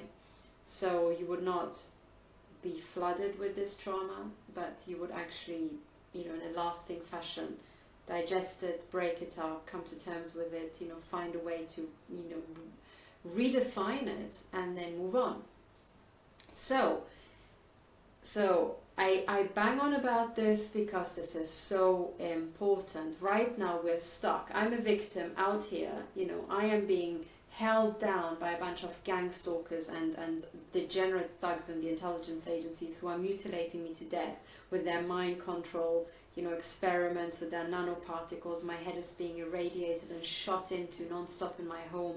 They cooked me out of my home this week. I had to flee my own home several times because the irradiation is so insane, and they shoot, microwave weapons in, and you think, how can normal people become so insane? And then you realize, to understand the insanity, you have to understand the sex and the murder, and for that, to understand that, you have to understand monarch programming, and to understand that, you have to understand deep capture, and yada yada yada. So when I went through that, and I finally understood, now I'm trying to, go back to the beginning and bring everybody back and make them understand what we're dealing with by going through these steps. So it is very important that we find ways to diffuse the monarch programming. Okay, and at the end of the day, what it's in the best situation, you can diffuse it. You will still be left with a certain state in your brain that is fundamentally different, because it's pretty hardwired by that time. But it is like as if someone had just built an attic in your home, or an extra room. Let's call it a panic room. Someone built a panic room, okay? And the way they built it is, if you go in there, there will be just knives and guns, because it's all about self-defense and fighting and killing other people and this sort of stuff.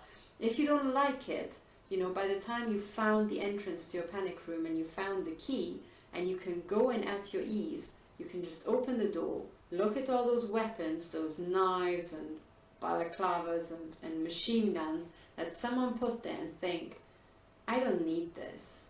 And get rid of it and clear it out and put something else inside instead.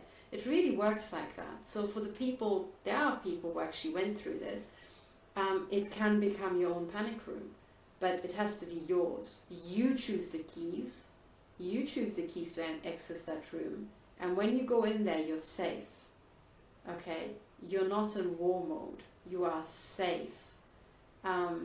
And you can get there. And it is literally like, opening some panic room someone built in your home, thinking, whoa, what a freak show. Getting all the junk out, which might take some time, and then refurnishing it the way you want. You could put in a library, and it could be your quiet space when you're reading and contemplating, just away from the, the rat race. It can be really nice as well. So there is a way to cycle out of these things, okay? But we have to talk about it, and we have to try many, many different things, because every person will require something else to find their panic room, should someone have installed something like that in their head, and they need lots of help. Just like DIY, you need instructions, depending on what you want to do.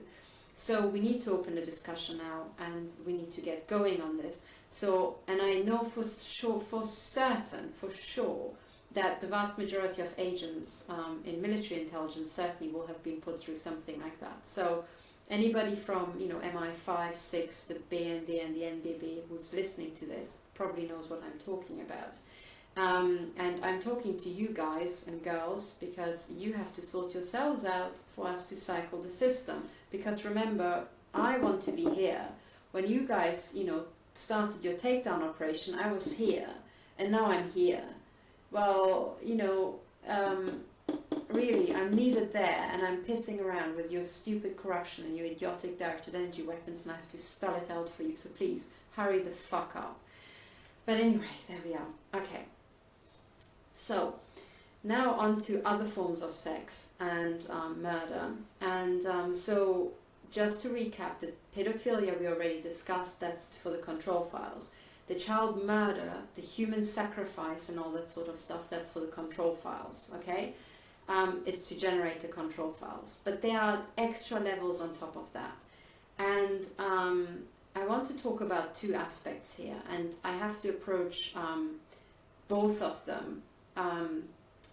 Yeah, I think one more carefully than the other. So let's start with the easier one, even though it's more heavy going. That one is easier to understand. So let's start with the pedophilia. Okay, so what on earth is the function of pedophilia? Because one of them was, as I said, to create control files, you know, on the people. But the control files go from the bottom all the way to the top. So at the bottom you might have just normal pedophilia. At the, you know, at the higher you get, the more it's about child sacrifice, because you have to prove your worth amongst psychopaths. So you have to almost out-psychopath other psychopaths, right? So it's going to get pretty sick. So this is how it settled on the child sacrifice and drinking children's blood and all this disgusting psychopathic nonsense that you hear from the Hampstead cover-up in the UK, from the Dutroux affair in Belgium, from Pizzagate in the US, which by the way stretches the globe, you know, from other reports about pedophilia in the UN. I think Alex Jones talks about that, you know, and that was his point about focusing too much on Pizzagate. He says, oh, it's actually much, much bigger. Yes, because it is the control architecture. It's the staple. And this is just the pedophilia. We haven't even talked about the serial killings, okay? Well, in the pedophilia you have serial killings as well, but there are many more serial killings, you know, as well. So anyway, that's what we're heading for, unfortunately. Yeah, you can see it's heavy going. But now what's really, really important is to understand, you know, on one hand you have the control files, but pedophilia and also the mutilation of women with directed energy weapons, which is where I am. I'm being now shot into the head from my dear neighbors who have a satanic black goat which they put on their rooftop the day after my first assassination attempt on me. One of the things that she name dropped just now, I was trying to remember what she was talking about. It's Dutroux. I'll spell it out in chat. That's a interesting thing that was basically really, really crazy, where like the I think this is the one where like a guy in the government was basically like kidnapping and selling children. Yeah. It was the authorities were all involved, and there was like really, really, really crazy. So that's something. It happened in Belgium. I would investigate if you're kind of wondering what she was talking about. It's kind of like we had our version of the Franklin scandal, and this one's a pretty bad. Like, I guess I don't know which one would be more sinister. It's pretty fucked up. Near Luzern. So I've got the pedophile symbol, you know, the Masonic or you know, whatever, Illuminati, whatever, they are all bunch of goat worshippers. I can't tell them apart. So I've got that symbol there, and I'm being shot in the head with a directed energy weapon, and below the black goat there's a little flat where the lights are on at 3 a.m., 4 a.m. So that's of course the intelligence agencies, you know, trainee degenerate training hub, you know, it's there, and I'm being shot at from there. So, okay, what on earth is going on? So I am now in the mutilate women, you know, section of the intelligence conglomerate, And the mutilation of women and the rape and murder of children is all one. It is all one. Number one, it's the control files, but number two, it's something much more important. And that is actually goes to the very heart, and you have to understand that. Because I also said that what we're dealing with here are legacy systems. And I said that throughout the ages, these legacy systems were used to conquer countries. They are conquering systems.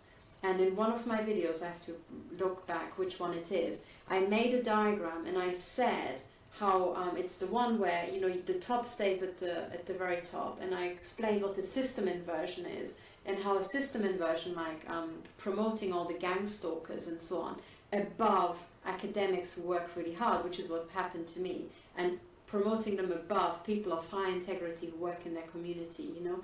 All that is a system inversion that will make a system overall go down.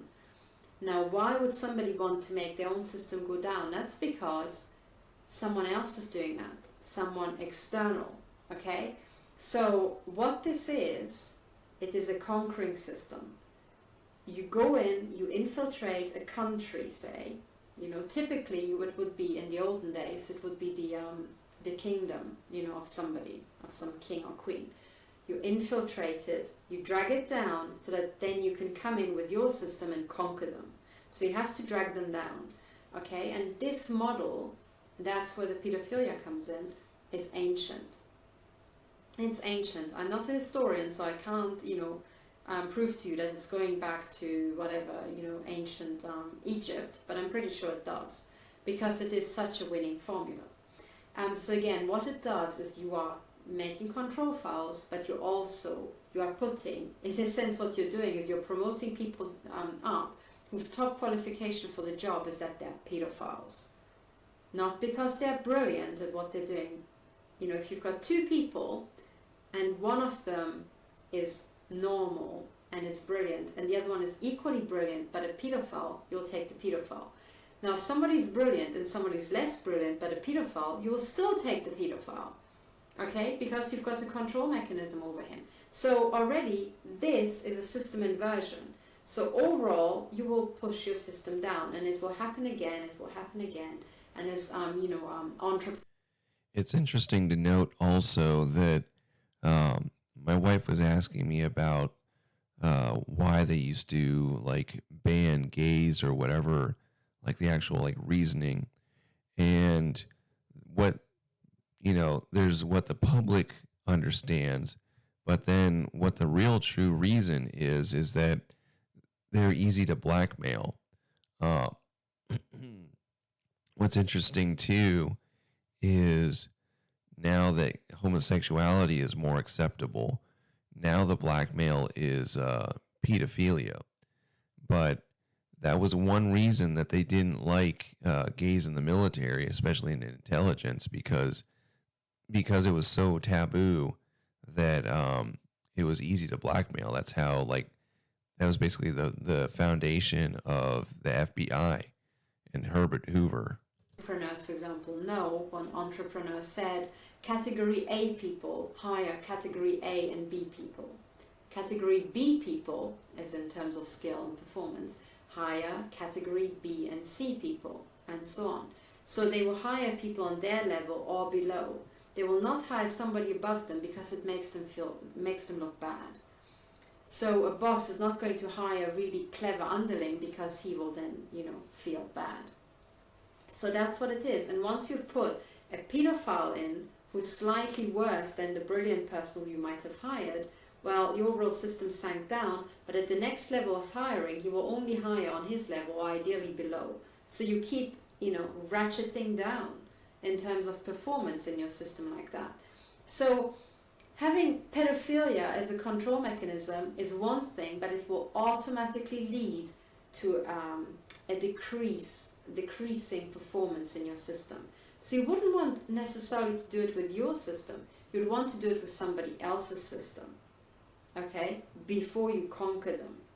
So you'd want to put in all the Satanists and all the kitty fuckers and promote them high up. I'm sorry about the word, but I just want to make sure that it's clear I don't have any respect for these people. So I'm going to use the most disrespectful language I possibly can, because that's what they are. So imagine, right, those kitty fuckers are promoted up into high levels, into high positions. They, you know, their biggest concern will be, of course, to rape children, you know, not to be amazing. And then you have, you know, degraded the entire system. And then you can come in with your conquering army. And because you're just faced with a bunch of pedophiles, you can just like clear the deck before midday. And that's the point. That is the point. So when you have this this accumulation of pedophiles, it also means that there's an external mechanism whereby a foreign entity is trying to take you over. So as soon as the pedophiles proliferate in the upper levels, you can already tell, there is foreign infiltration and this foreign power is planning to take me over. Follow straight away. If the pedophilia isn't enough, you look to the women. What happens to the women? If the women are being mutilated and tortured like I am, right, it means again there's a foreign power preparing an invasion. Why? Because and that's, you know, also psychological. When a foreign army invades a country, the way they can humiliate the men and show them that they have lost is to rape their women. It's this sort of impulse of, we've got the bitches now. We do whatever we want with them. You know, some, you know, will actually have their wife, their daughters raped and murdered, and it's this showing a man that he's utterly lost the war because he can't protect the women anymore. Okay, it's also psychological, it's possessive, you know, they're ours now, but it's just them being ours is usually not enough. They also want to destroy those women. They want to mutilate them to show. I joke with my wife sometimes about I'm wondering how close we are to people replacing playing music in their car and playing just straight up pornography, especially if we end up in vehicles that are driving themselves, and how often and frequent you'll just start seeing people playing that, you know, and you'll just see it through the windows. Show to the other side that, look, we are desecrating, we are mutilating your possessions, the things that you love. Okay, so that is the story behind it. So now that I'm here in Switzerland, I'm not Swiss. Okay, I'm not Swiss, but I know for a fact that in Switzerland also Swiss people are being mutilated. In Germany, German people are being mutilated. Okay, and in the UK people are being mutilated. And Dr. John Hall says 70% or more are women. 70 to 80% are women. Now that is the telltale signature of war crimes and sexual violence. So automatically we can say it seems to be the case that there's a marauding horde in the West that is behaving, excuse me, like an invading army. This is something that I remember discussing in philosophy. I'm sorry. This is something I remember discussing in philosophy about how when you go to conquer someone, like their country, there's three things that you have to do. You have to kill the men. You have to basically enslave the children. And then they basically rape the women. And it's kind of interesting the way that that's kind of formed into today's society, where like it's maybe not the way that those words are used, but let's say we've emasculated men. So basically you've killed them off. You've ruined women by like, it's not like the physical rape, but you've raped their minds into basically being so traumatized into actively killing their own children, being basically subject to being conquered by outside forces. And then you've got the children who are being enslaved, not just by the government, but just horrible like practices that will stunt their growth forever. Because it is mutilating the women, predominantly. This is not human experimentation of what they want. Of course they test weapons on us, and they're testing weapons on me now because my head feels like it's being moved from the inside and it's burning, and I've got shots to my head from my dear neighbors. Yes, they're testing weapons, but then again they know pretty well how those weapons work. They know how their nanoparticles work pretty much, and now it's like the brain-computer interface. In a previous episode I explained why that's bullshit together with the Internet of Things, but I don't want to get into that. But it's not just human experimentation. That's what they tell their research scientists at DARPA, because even those people are just underlings. There's a bigger plan, and the people above, they do not give a damn about science. They couldn't care less. So the ultimate thing will be the biggest money-making scheme, which is asset stripping countries. To asset strip them, you have to pull them down to then come in from the outside, and that's what's happening. So the fact that I'm being mutilated here in Switzerland means that somebody's planning to take over Switzerland very, very soon. There will be very big asset stripping here in Switzerland, and in the UK, and in Germany. There's some sort of entity that's currently running a war, and yes, it is using the intelligence agencies of the country, of course, but that's what they always did. When they asset stripped Russia, when they asset stripped China, that's the London and American bankers, headquartered here in Switzerland, what they did is they used the intelligence agencies, but nevertheless it was a foreign power, it was foreign infiltration. Why would you always use the intelligence agencies? Because they're deep capture machines. If you capture the top, no one can tell because they're secret. Okay, alright? So, the mutilation of women with directed energy weapons and the rape of children, okay, so the mutilation of women, that's also used for sexual sadism fodder, so cashback for, the grunts and some perverted old farts, in your system, you kind of use it as cashback and they can get off and yay. But the ultimate thing is always, because senior psychopaths do not really particularly care, about, how to put it, the phallus of other men in the system. They're not going to cater to their, titillation just out of kindness. Yeah, this is the girl, actually, we were just watching her today about, when I first started playing her, I just played her being in a room with covered in tin foil and what she was calling machine gunning, where she was being subjected to stuff. It's really interesting to see the dramatic change in how her psyche is in that video versus the in-depth knowledge that she's sharing. Because I don't disagree with really anything she says. She's very, very knowledgeable all about this stuff. Kindness. You don't have to worry about interrupting. You're just participating.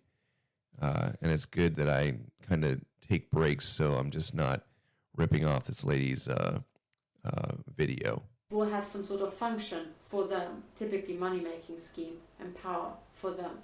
So that's what it is.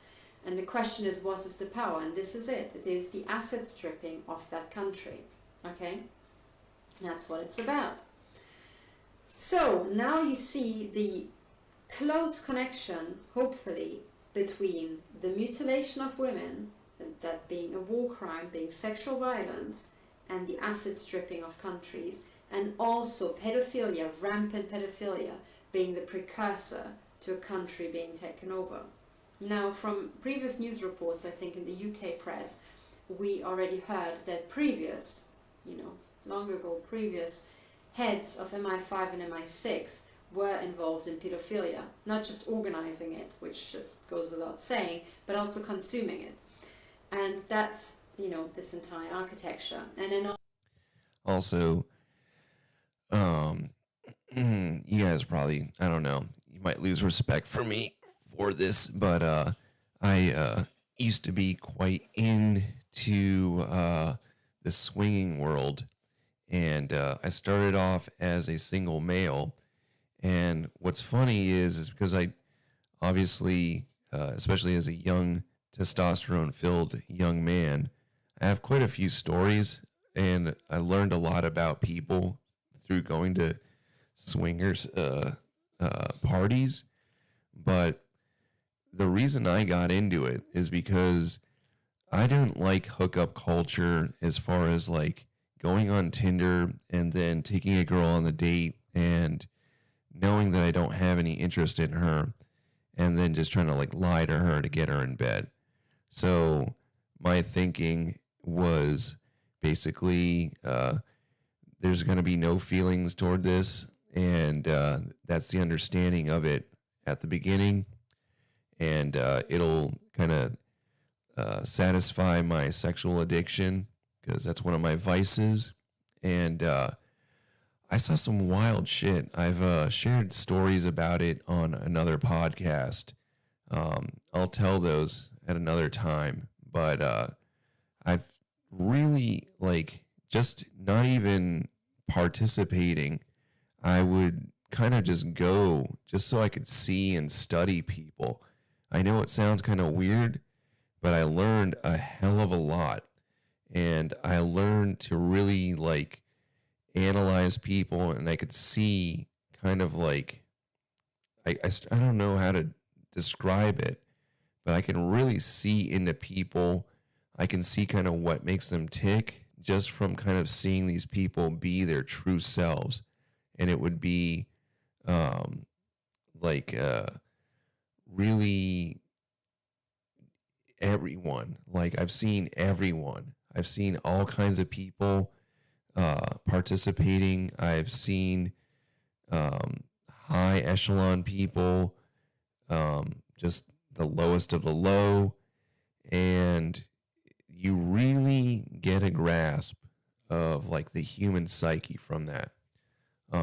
Yeah, I did have some fucking crazy stuff. No, dude, don't. I was just giving you shit about that, dude. You don't have to apologize. It was interesting, and it kind of ties into what we were talking about. But I'll make an episode of all of like the swinger stories that I have. It's kind of wild, especially from the different point of view when I did it as just a single guy versus like with a partner. So I'll let this lady continue.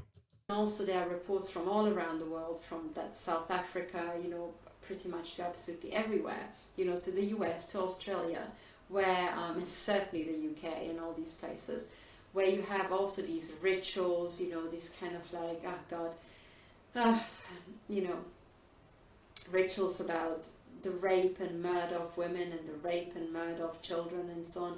And this entire ritual thing, even if it happens as part of whatever you want to call them, the Illuminati, the Freemasons, or the Royal Arch Freemasons, it doesn't pissing matter, because what it is, it's a loyalty scheme, okay?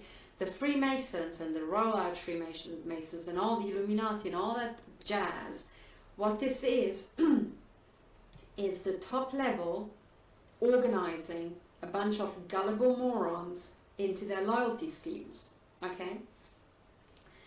So all this sort of, the props, and sorry to interrupt again also, is that's why I'm very open about my life, is it's very hard, for if I ever was in the situation where someone would try to blackmail me, it'd be like, yeah, I said that in public, and maybe I'm not the most proud of it, but you're not going to use that against me. I'll tell you even more darker tales than what you're going to use against me.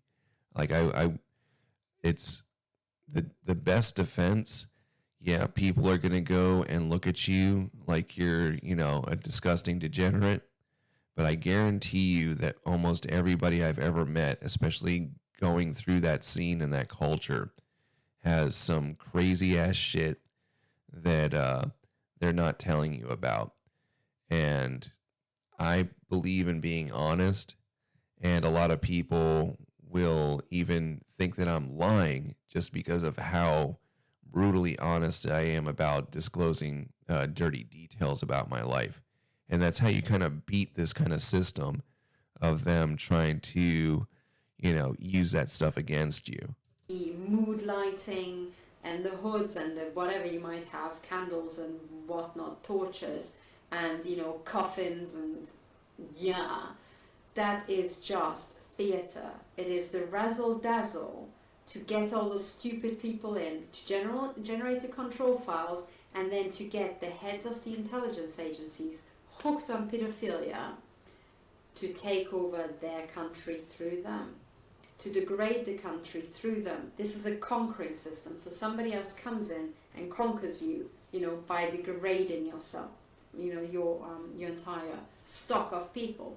And if you think about it for a second, it's pretty obvious, because in the end, you'll end up at the top with a bunch of men who get off on dominating children.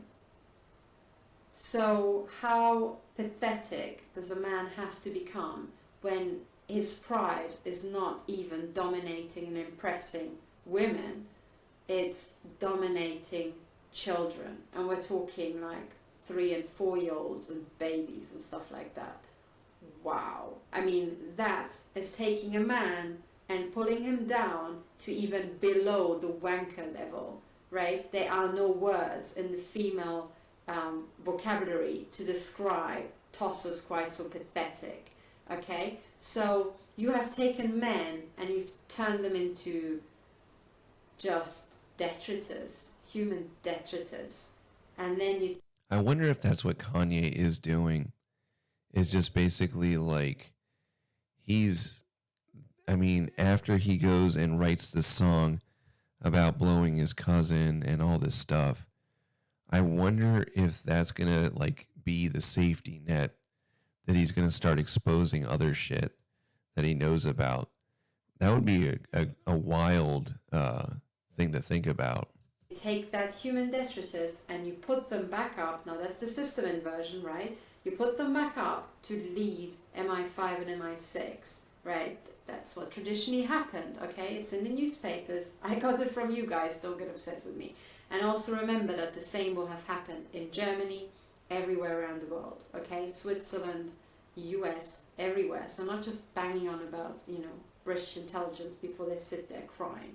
So this is it. It is a system inversion, right? And you will have put the most, the biggest waste of space tossers to the top of these organizations. You will have taken down the entire quality. So these people's top qualifications are now that they put their knob into little children before they murder them. Jesus. That is not exactly military strategy. Well, Cock Launch, I think I may have outdone you with the brutality of this video. This is getting pretty brutal. Excellence, is it? So that's their top qualification, and that's the whole point. You don't want people who are top in military strategy because you want to take over that country, okay? So you're using them to screw themselves, to push them down, to take over. So this is the real, the bigger actual point in pedophilia. And it's amazing because you have these reports about the heads of MI5 and MI6 in the olden days, in the historic pedophile scandals.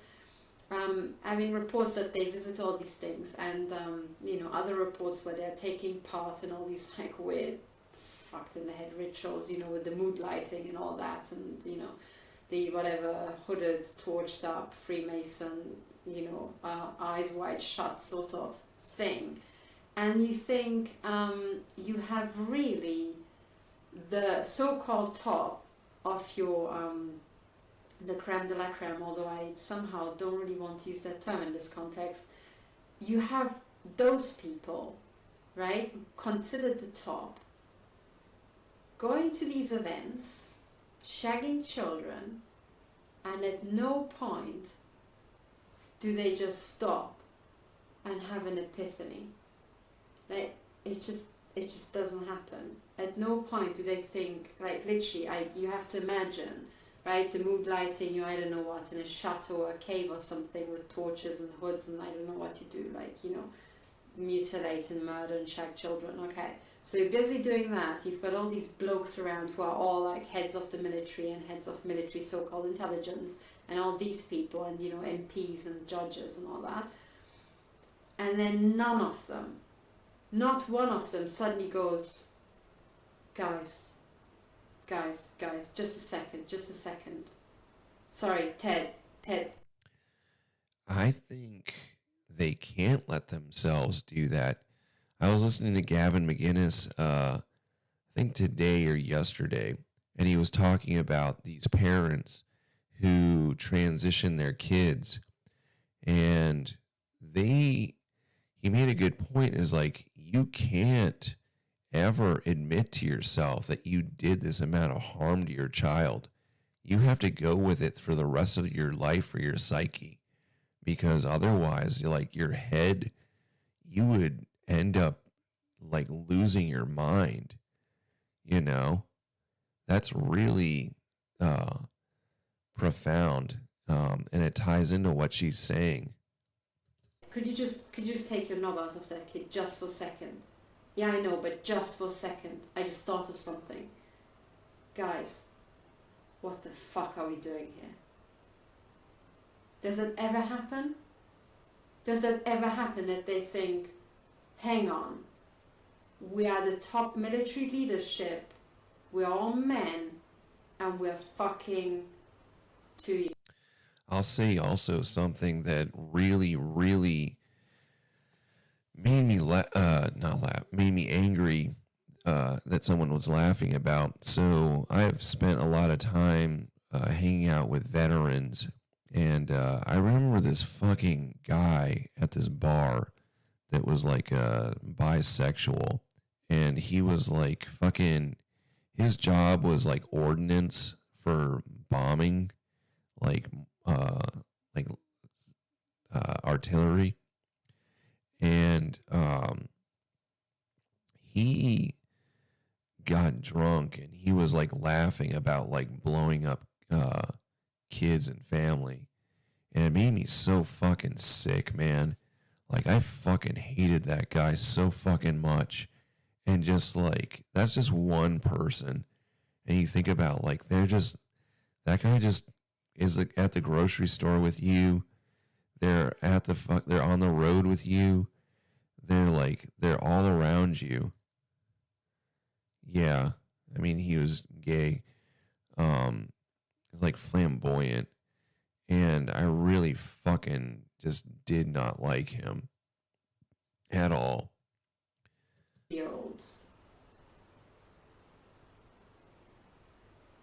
Does it mean something in terms of military strategy? Curiously, it doesn't seem to have happened at all for centuries. So these guys haven't understood what they're doing, right? They haven't understood what they're doing.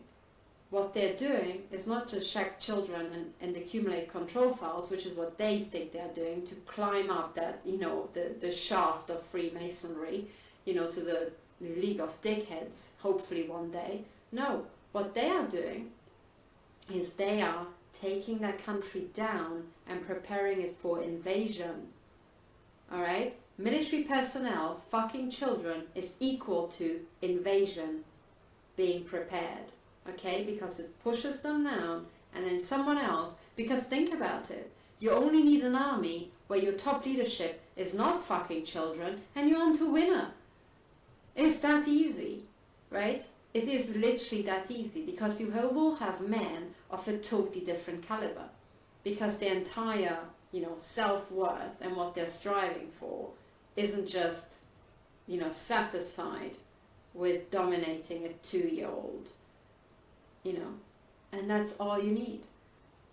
And that's exactly what is happening now. This is why I'm saying, as soon as you have the mutilation of women, you know, with these directed energy weapons, as soon as you see the statistics, 70 to 80%, women are being attacked, you think, that is an invading army. We have an invading army on our soil. Who could that be? That's it. Then when you hear the pedophile scandals, you think, oh shit, invasion being prepared. That's it. That's what it is. And the big business plan is to asset strip the West. It's to asset strip the US and to asset strip Europe. And if you want to asset strip Europe, you would pretty quickly want to come here to Switzerland. I was trying to make this point clear to a senior member, by his own admission, of the Swiss so-called intelligence agency in the military HQ in Bern, but that point was lost on the gentleman totally. So I hope somebody maybe who watches this video can maybe take a diagram and explain what I just explained to these people patiently. I think it would really help us. So it would certainly improve the national security situation here in Switzerland, which I think is a high time. So that is the importance of the pedophilia and the mutilation of women, and I hope you now understand how very, very important it is. Now there's a second aspect to this, another form of sexuality, and that is homosexuality, and that also has a very, very important role to play. However, this is now the most important topic to discuss because people will bend backwards to try to misunderstand, okay? And try to say that I'm homophobic or I'm trying to imply this and that. No, I'm not. So everything I'm going to say has nothing to do with homosexuality at all, and I explain why. But I have to talk about homosexuals because they're important systemically, okay? So, what has homosexuality got to do with it? Well, homosexuality has at first is just a selection bias, as it turns out. It is just a selection bias, and people who don't understand data selection and data analysis can come to wrong conclusions very easily. At first it is just a selection bias, but it has devastating consequences for the system. Okay, so now let me explain what I mean. What I mean is the following. When people and historians look through, as far as I'm aware, through the, for example, the Gestapo and the Waffen-SS and all these militaristic, secret service types, they discovered, curiously, that it seemed to be full of gay men, okay? Militant gay men, okay? And then stupid people who don't understand statistics and data analysis and data selection will say, oh look, it's full of, gay men, therefore gay men are the root of all evil. No, they are not. They are not. What you have just seen is a selection bias. It is like, take for example basketball players, okay? Basketball players typically tend to be very tall. Why? It's because someone who's short won't last a day in the job, okay? Competing with tall guys playing basketball. So what it is that tall guys have got some sort of competitive advantage, okay? In basketball, it's their height. Now, when you're talking about things like the military, what you will end up with is that you'll have men, typically, right? Because it's the military, it's a very manly thing to do and, involves killing people and lifting heavy stuff and running and all this sporty stuff. So men will have a competitive advantage. So that's why the military is mostly men, okay? And then within that, if you want promotions, it's not just women who sleep themselves to the top, it's also men. So have an admixture of gay men and men can sleep themselves to the top, okay? So as soon as you've got one gay man who's willing to promote maybe another man who's gay or maybe just wants to sleep himself to the top for career reasons, which also happens by the way, you will have this accumulation, right? So if he then promotes another gay man up because this person slept with him, you suddenly have this clustering effect whereby gay men are promoted to the top, okay? Don't get upset about gay men. It has nothing to do with gayness, okay? You see the same effect when you have, for example, large companies, and you have this weird effect whereby, women who are, kind of like, well endowed, will end up rising to the top, okay? So you end up with these like pussycat dolls in very close to the top leadership. Why? It's because the men at the top pick who comes up, and they want eye candy because they're just pushing paper around anyway. So, you know, that's their perk, their job perk. So that's a pre-selection bias, and you will see it in most organizations, especially psychopathic ones. Now, in the military, exactly the same effect happens. It is exactly the same. And as much as in most other systems, in all companies and governments and so on, you will have these, you know, pussycats being promoted up because the guys like to sleep with them. In the military, where it's mostly men, you will have, you know, gay men being promoted up, and thereby it leads to a, you know, an accumulation of gay men at the top. Okay? Now this is a natural process. Okay? So when you have the military or military intelligence and this sort of stuff, you expect to find a large accumulation of gay men just through that. Okay? That is what I mean. It is a selection bias. Okay? The system selects these people and thereby leads to an accumulation of a particular feature. Okay? So there are many other examples of that. And then you can also see how sometimes two things correlate because of this.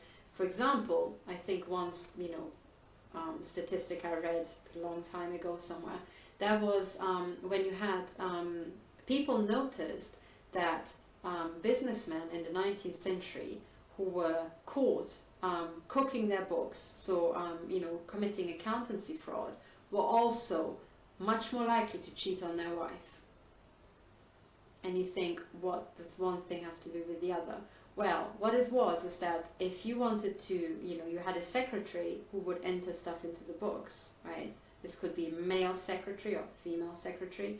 If you had female secretaries, because you wanted eye candy, okay, you'd have a female secretary, and therefore it would be much easier for you to cook your books and get away with it if you slept with your secretary, okay, because she would be in on it.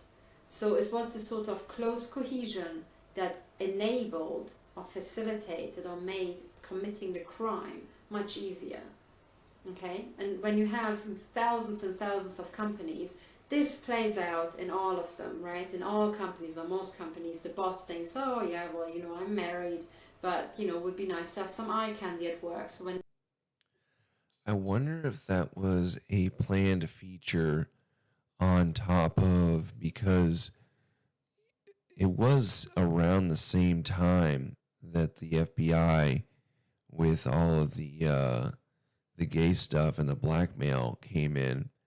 I'm wondering if the introduction of women into the workplace wasn't so much about getting tax revenue, but creating an unstable environment. and a pretty secretary comes along, he hires her, and then, you know, he wants to cheat tax and yada yada yada, and those who sleep with their secretaries have a much easier time to get away with it. Okay? So these are all pre-selection biases. You cannot say in reverse that any, you know, man who sleeps with his secretary is going to cheat tax or something, defraud the inland revenue, you know, or cook his books. It doesn't work that way. It works the other way. So once you sleep with your secretary, it's so much easier to commit accountancy fraud, right? Statistically speaking, we're talking, you know, small accumulations. But, you know, that way it works, but not necessarily the other way. Okay? So if you're not predisposed towards, you know, committing tax fraud, you're not going to suddenly commit tax fraud just because you have a hell of a time with your secretary, you know, at work, after work, whenever. So that is it. So you have to understand, you know, the actual mechanism behind this, and you have to understand selection biases in large data sets to get your head around this. So after all this, I want to go back to the, you know, the homosexuals at the top of the military. So it is because of this, number one, men sleeping themselves to the top, that leads to a selection bias. Number two, also, if you take the intelligence agencies, they were very secretive organizations, and they, you know, would be in sabotage and covering things up. So if you're gay and your profession is cover things up, That's brilliant, right? Because it's compartmentalized, you can do what the hell you like, you can get away with everything, certainly murder, therefore also homosexuality. So the intelligence agencies were traditionally a fantastic place for gay men, which led again to gay men, once they were inside the system, thinking, oh, this is great, inviting other gay men in. So before long, you end up with MI5 and MI6 and also German intelligence and Swiss intelligence being basically gay outfits, you know, and it's just this pre-selection bias. Hence the joke in the last episode, you know, about Sir John Scarlett perhaps being the only straight straight guy in the village, being, you know, the only straight. I wonder what it is that broke her. Like, obviously, because it does seem a little far-fetched for her to be being targeted and being so intelligent that basically her safety mechanism is wrapping everything in tinfoil.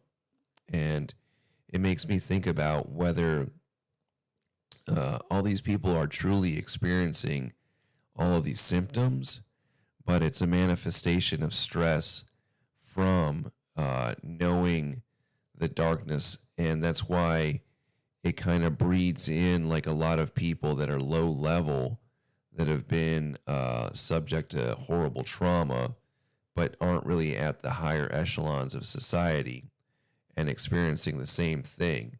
So they all truly are experiencing, you know, these sudden surges of heat in their body from stress and dehydration, and basically psychological trauma. And I know that when I was kind of in my mid-20s and I was kind of struggling, I went to the hospital, and one of the things, like they kept telling me I was just having anxiety attacks, but they would always give me an IV of like saline.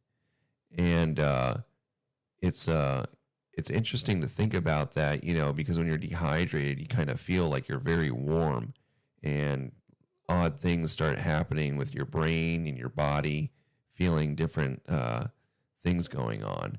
So I think that's another possibility of where this comes from.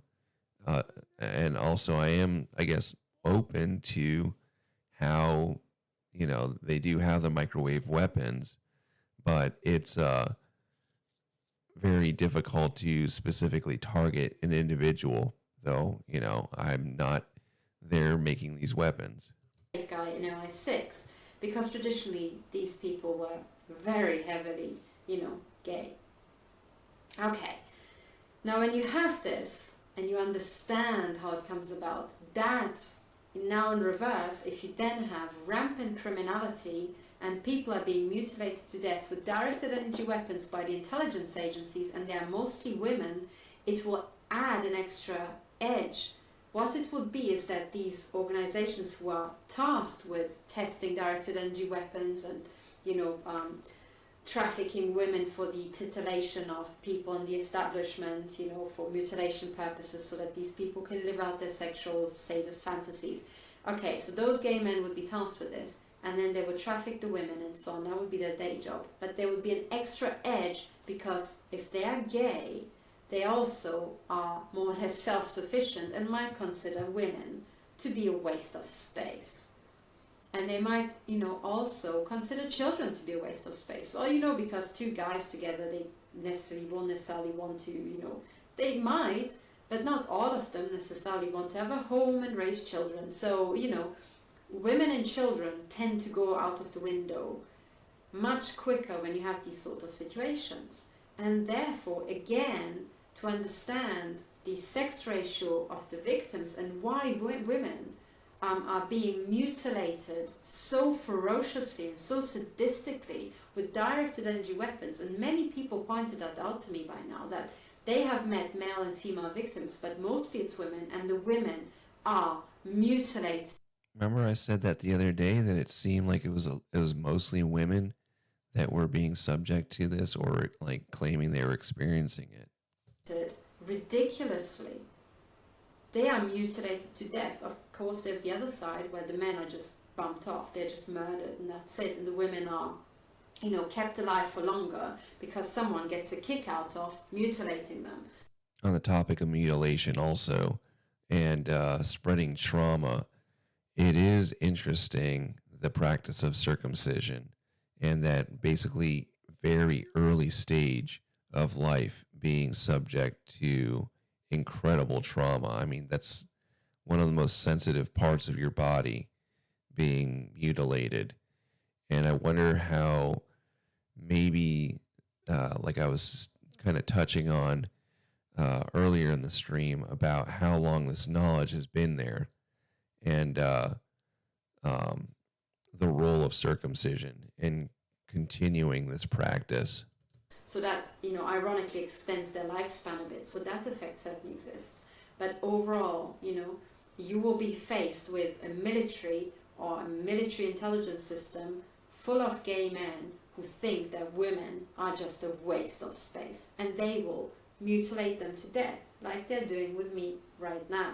Okay, so I'm literally receiving shots into my head as I'm talking, and I can hear cavitation pops in my head because someone is shooting microwave pulses from over there. And the Swiss police and the Swiss military police refuse to do anything. So now you understand why, because analyzing the system, you can be pretty sure that the Swiss military police is probably going to be predominantly a gay affair. Okay?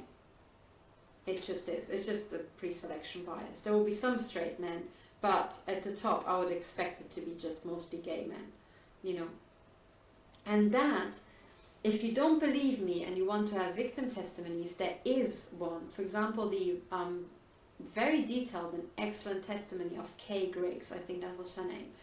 And she gave very detailed testimony about military intelligence in the US. And it is just full of gays. It's just gay men who have some, you know, alibi wives who they terrify and mistreat, but mostly they blossom when they're with their, you know, fit young boyfriends.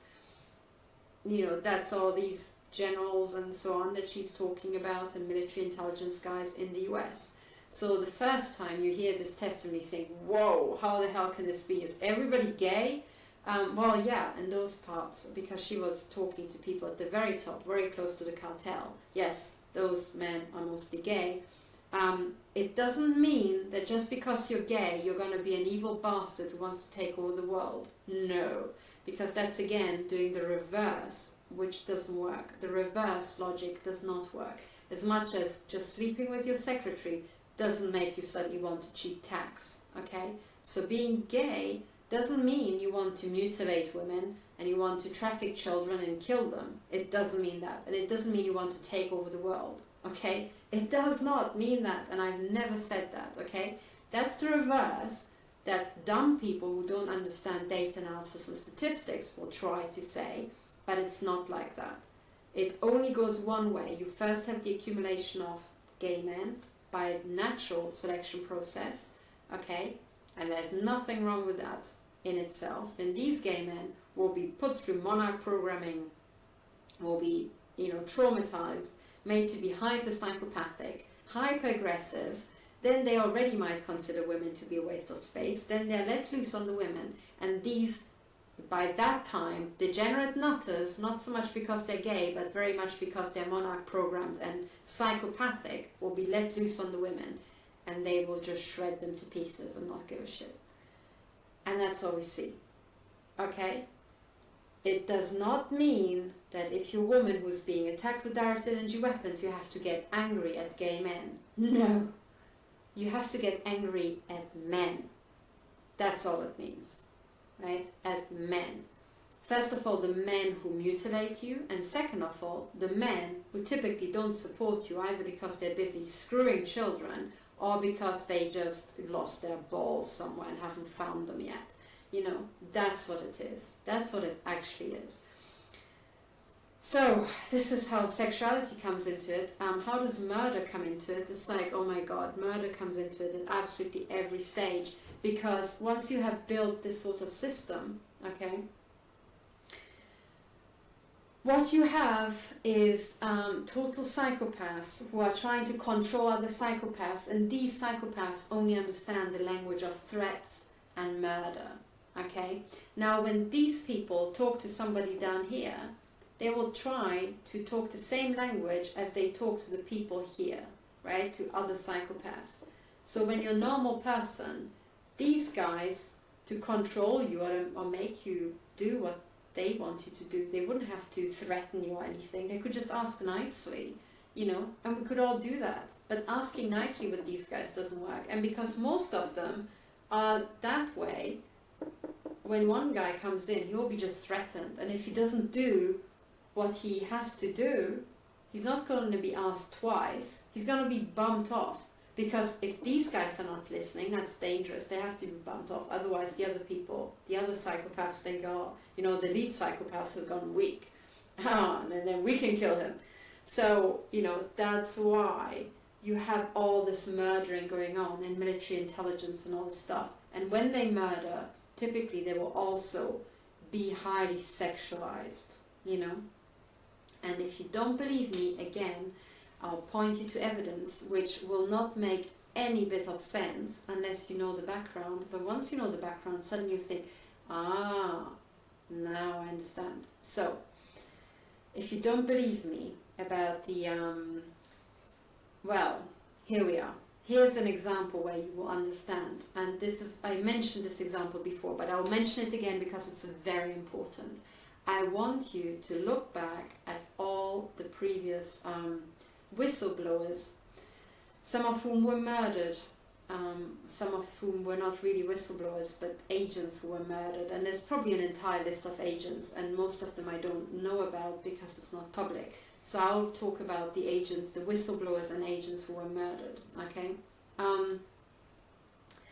And there were several, and some they were just murdered and nothing further happened, but there were some whistleblowers who were maltreated and almost murdered, and then some non-whistleblowers who were murdered that are highly unusual. So the cases I'm referring to in terms of the whistleblowers, and now I said it before but I'll say it again, I want you to consider what happened to Chelsea Manning, you know, previously Bradley Manning became Chelsea Manning. He became a woman when he was put through this ordeal, you know, or maybe he wanted to be a woman already before, but anyway, he was in the military, he blew the whistle, you know, he's a total hero, he just revealed all this really disgusting stuff in the military, and then he was locked away, even though what he revealed was utter, degenerate, psychopathic criminality. So the people who were doing it need to be where Chelsea Manning is now, you know? Okay. But he also became a woman. Okay. And then he was put through hell. Now, also consider what happened. What happened to David Schuyler in the UK? Okay. He and his girlfriend at the time, Annie Mashon, I never know how to pronounce it.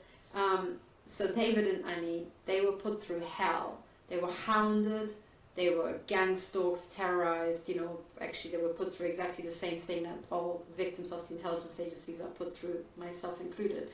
And then in the end, their relationship broke up under this insane tension.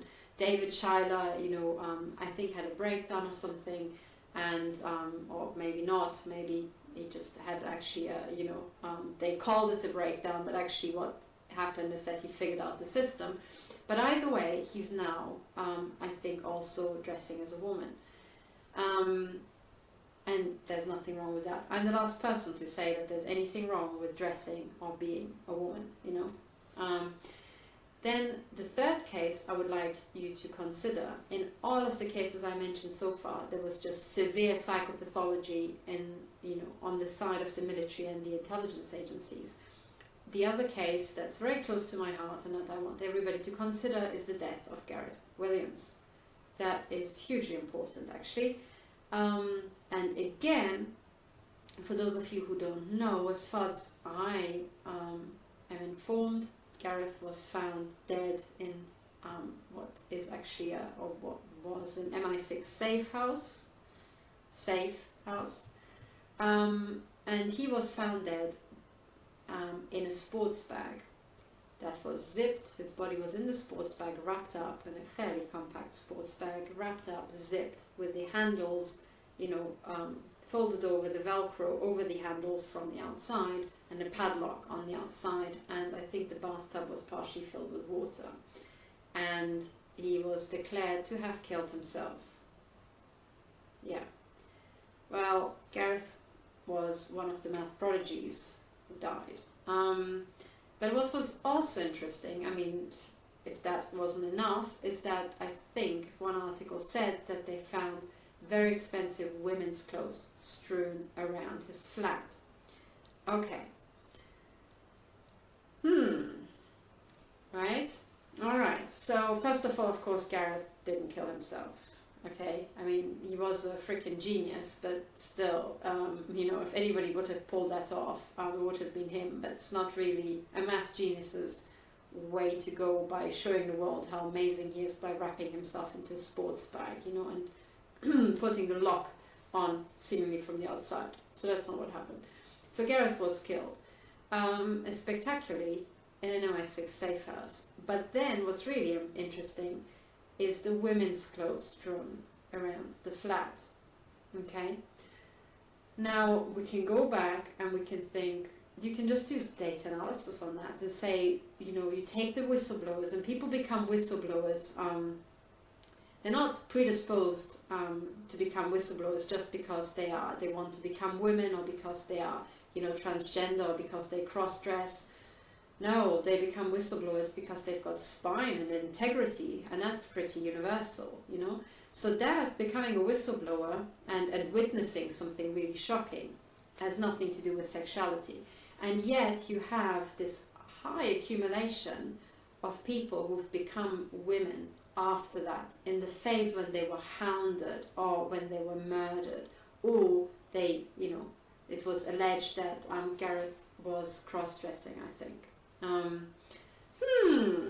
That's so interesting, because the data sample that you select has nothing that would, explain this accumulation of people or men showing female features. So what's going on? And then you put in the fact that, hang on a second, these men were all working for a predominantly gay organization.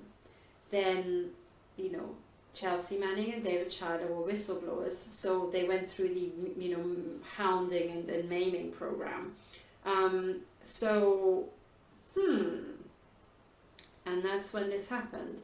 And then on the other hand, you've got Gareth Williams, who died in a safe house. Now, whatever made him die, he might have died of other causes and ended up, but someone came into an MI6 safe house, which probably must be one of the most surveyed things on the planet. Okay, so whoever came in was MI6.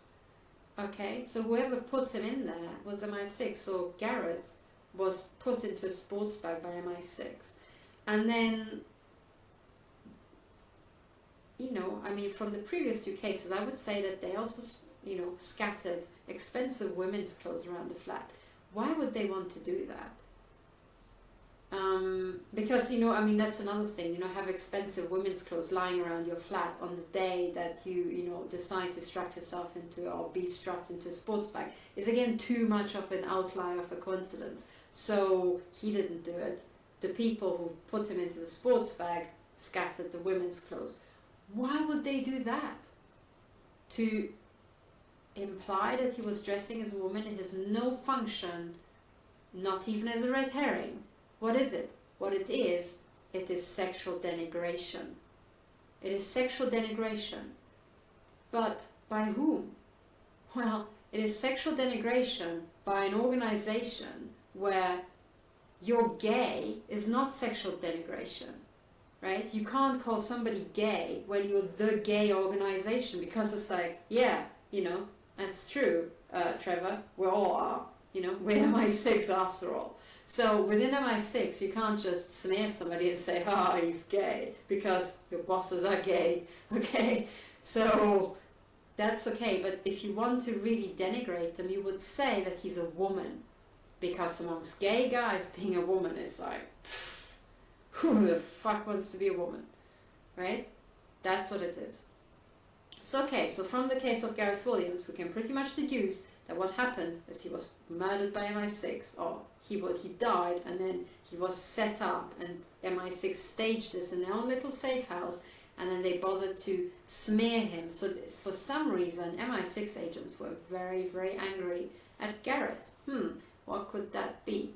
Maybe it helps that, you know, to understand that he actually started off at GCHQ, as I've read. Maybe,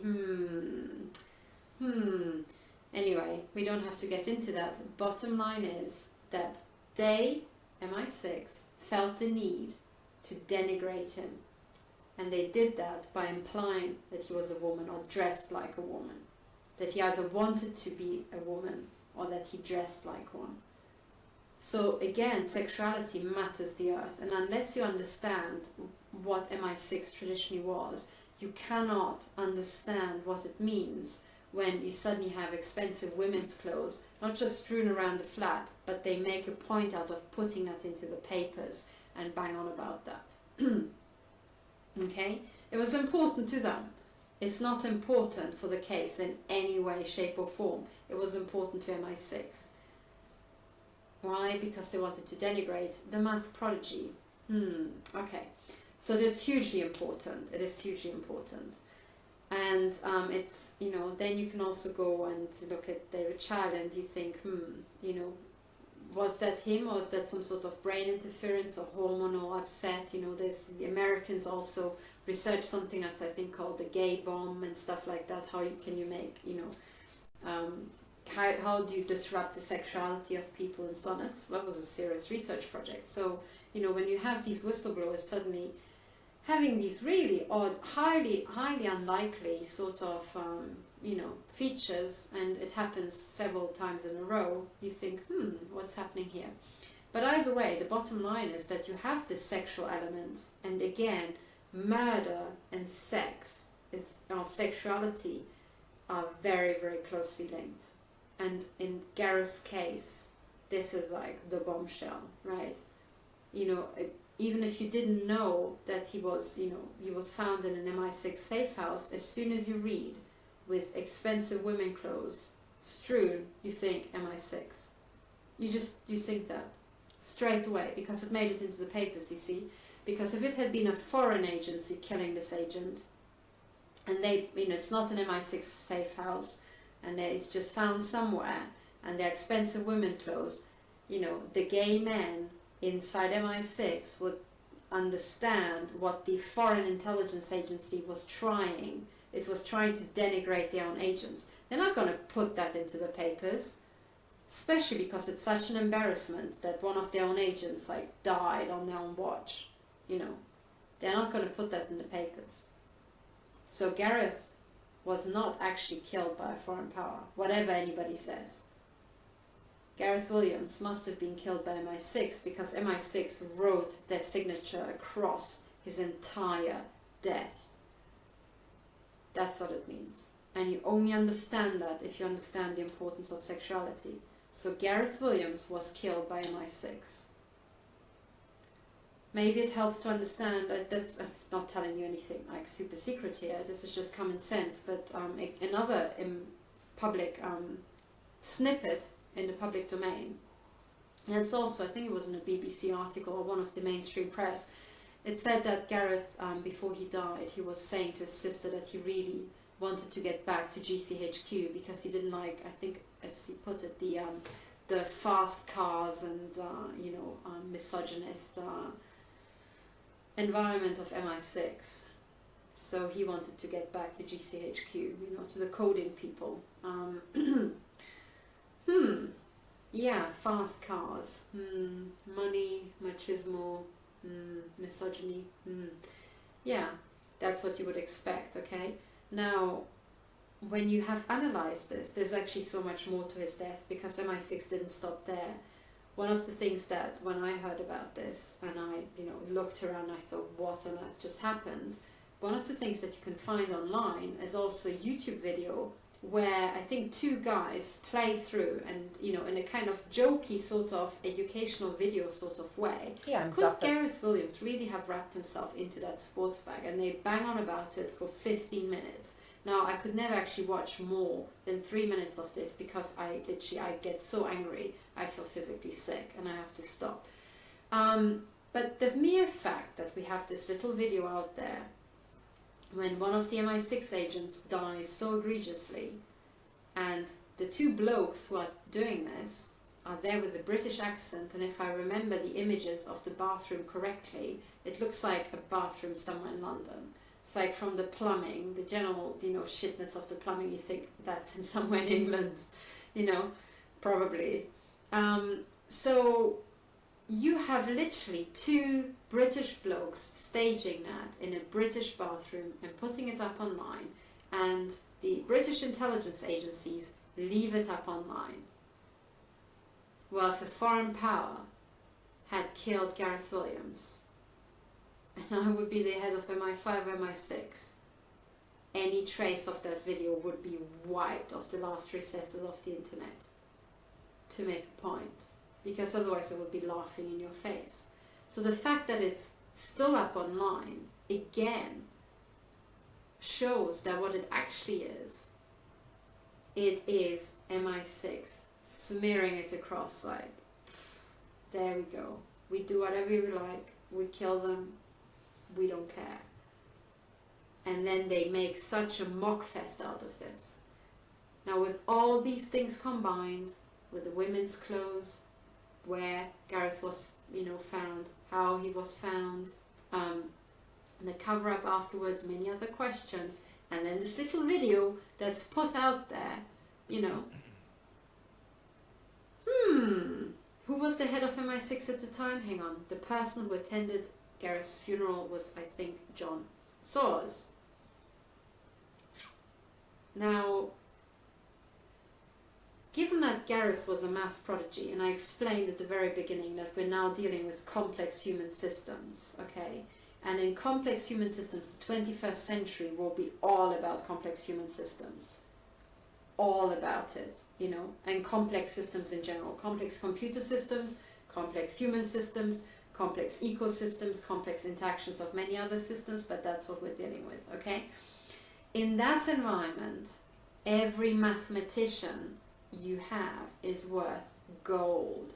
Every math prodigy you have is worth gold, because in complex systems, prodigies have natural intelligence, not so much AI, but natural intelligence, right? And within seconds, they can recognize things that other people take years to recognize or might not even get to in their life. So, in the 21st century, Gareth Williams is more valuable, or was more valuable, than the entire heads of MI6 put together, right? That's just a fact from maths and physics. So, when you have him murdered so egregiously, what it is, and you know, the head of MI6 at the time lets it happen the way he did, he might not realize, but what he actually does is that Gareth's death is a loss to my generation. He was my age. And then when you have that little video put out, okay, and then the head of MI6 actually goes and attends the funeral with this little video out there, and the women's clothes, you know, making it into the newspapers, what this is essentially John Soares turning around to my generation and saying, fuck you to my generation.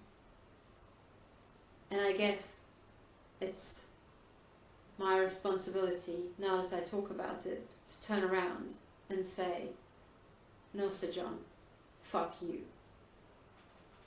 Fuck you. So, anyway, this is now the importance of sex in the intelligence agencies and murder. They love murder. They murder absolutely everybody of value, it seems. And they do it, if you understand why, they do it for the same reason they fuck children, as it seems, which is because they, without knowing, are preparing the takeover of the UK, or the takeover of Germany, or the takeover of Switzerland by a foreign power, by a foreign entity. That's why.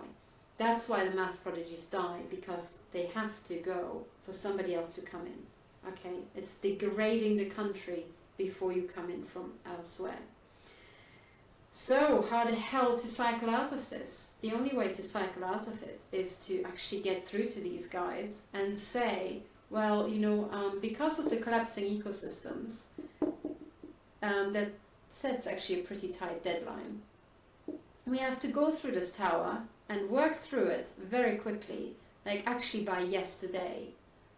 Killing 2/3 of the population is not going to fly because of the complex supply chains and the complex systems we have. Literally nothing will work if you do that. Agriculture won't work. It will be a total collapse, internal collapse.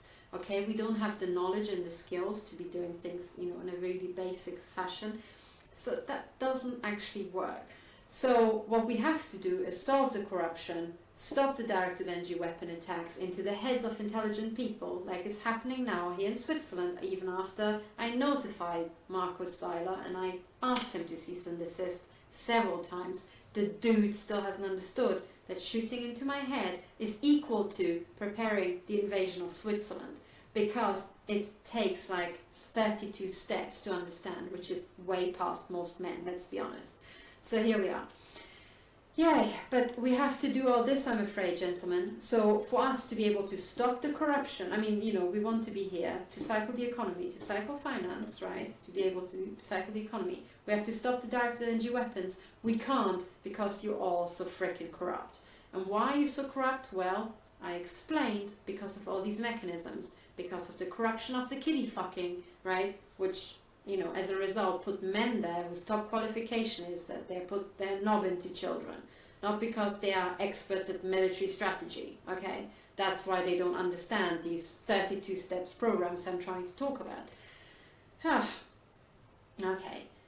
Now, that's not even it all, right? Because on top of that, they also have control files. So they have to listen to whoever's above them. Must be somebody really ancient, right? And really rich. They have to listen to that, and then on top of the control files, they are monarch programmed.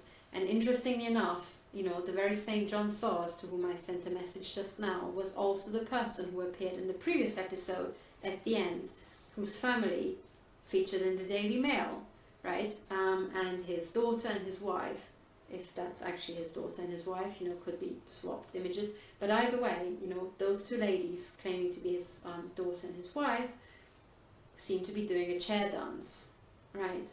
Seem to imply that they are both sold into slavery, and it also seems to imply that the head of MI6 seems to be selling his daughter into slavery as well, because she was parroting her mom on the chair dance. So that's pretty monarch programming, you know, slavery, mindfuck nonsense that these people seem to be really deep into.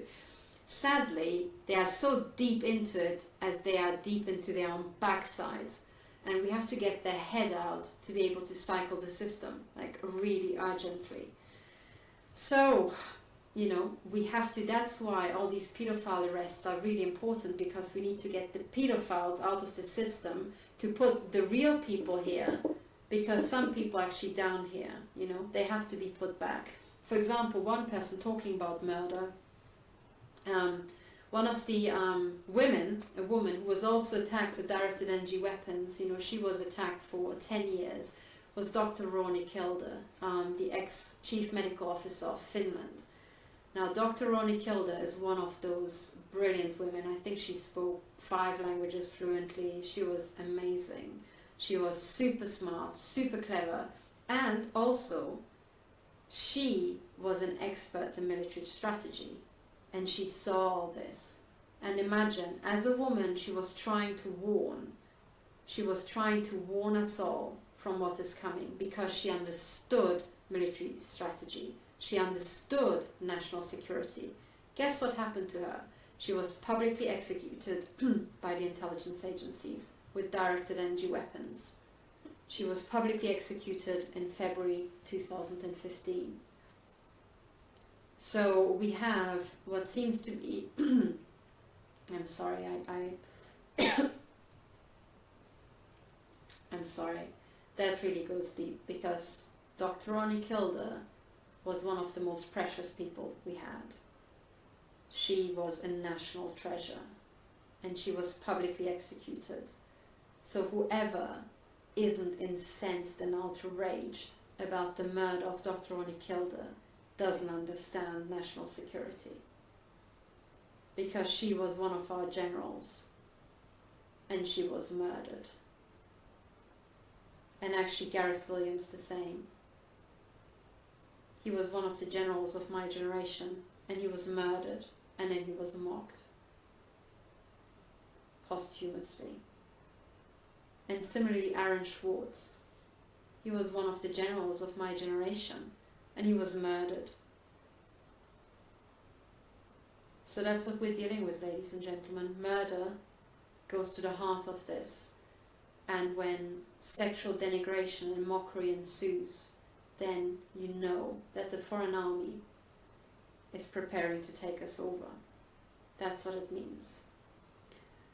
So I hope I could explain these things to you. I want again draw your attention to the fact that I also mentioned the importance of homosexuality, but do not ever, ever try to do the reverse and say our problem are gay men.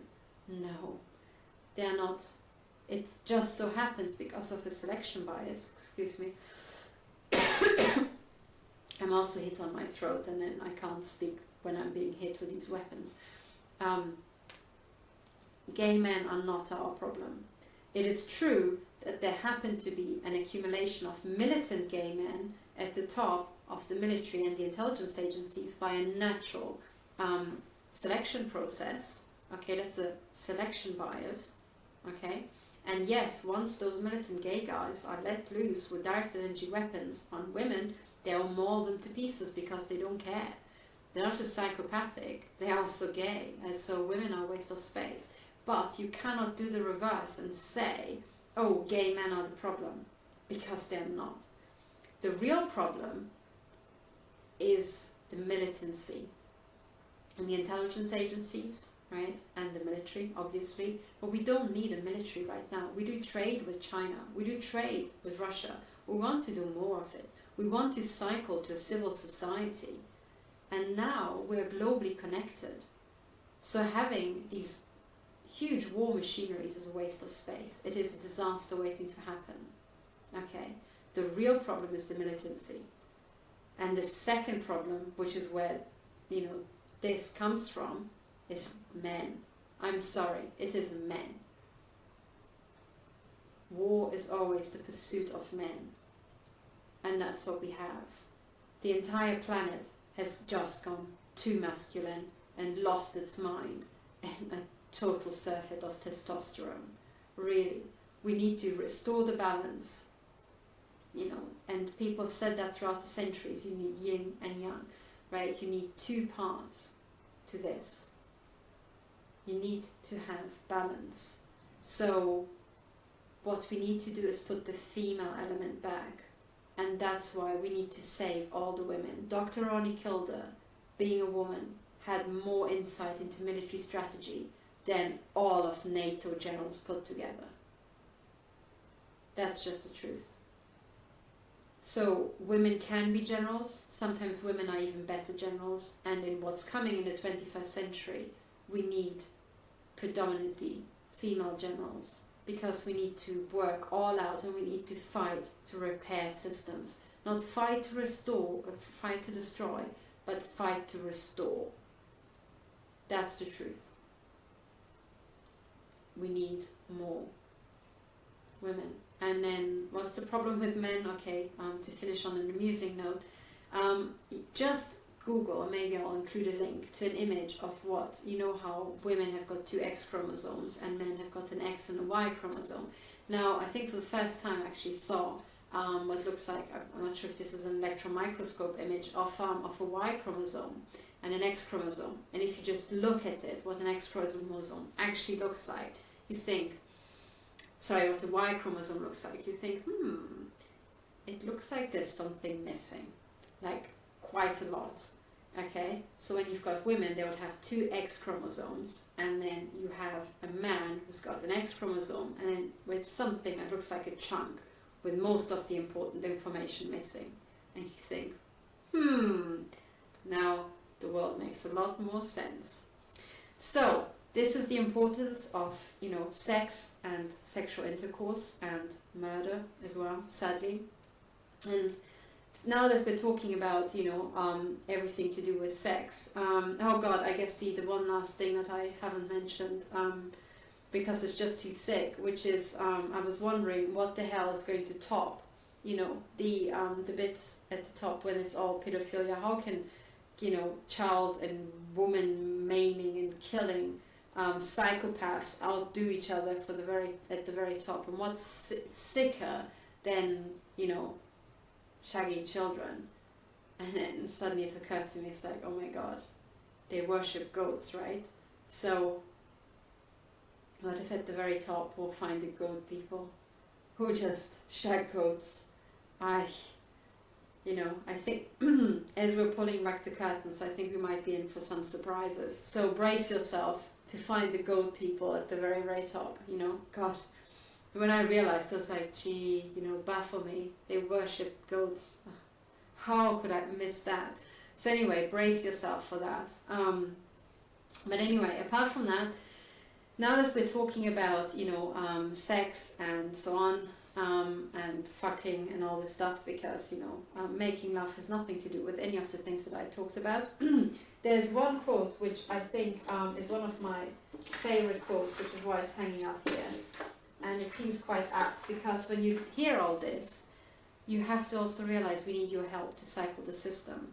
So you have to understand this. You have to understand the importance of all the things that I said. You have to understand the importance of the paedophile arrests. You have to support the survivors of child sex abuse.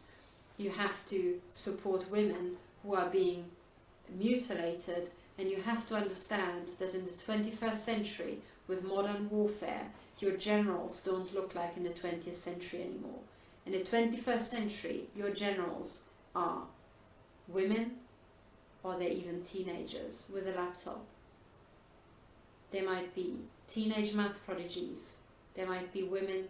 They might be disabled people, because we are dealing with completely different situations of warfare or system instabilities, which also will take a battle to restore, you know, back to normality and peace, if you like.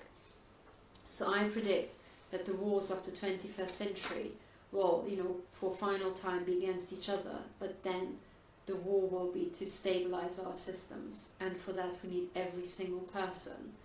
And in that battle, you know, we need everybody. We need absolutely everybody. And it doesn't matter what color you are, if you have a disability or not. What really matters is how you interface with other people and how you can stabilize the system. So you have to understand all this. So, you know, this quote seems quite apt. We need you all. We all need you to care. So this is my favorite quote, and I would like to end on this, given that we're on the sex topic. You should give a fuck. You really should. But only about things that set your soul on fire. Save your fucks for magical shit. And I think this is truly magical shit. If we get through this, if you manage to survive the Titanic situation, we can all be proud of ourselves and each other. Thank you for listening, and bye for now. All right. That was definitely very interesting. It's been a great night. I think we learned a hell of a lot. I'm going to wrap things up because it's pretty much 3 a.m. where I'm at. And, maybe we'll see you guys tomorrow. And appreciate you being here. If you wouldn't mind, give it a thumbs up. And we'll see you again. Thanks so much for watching. I hope you had a fun time. And good night. I'll make sure also that I'll upload all the streams that we've done on these things into my videos section, so it'll be a little bit more viewable and not hidden, and it's not in the live tab. So again, thanks for watching. Have a good night, and I appreciate you guys being here.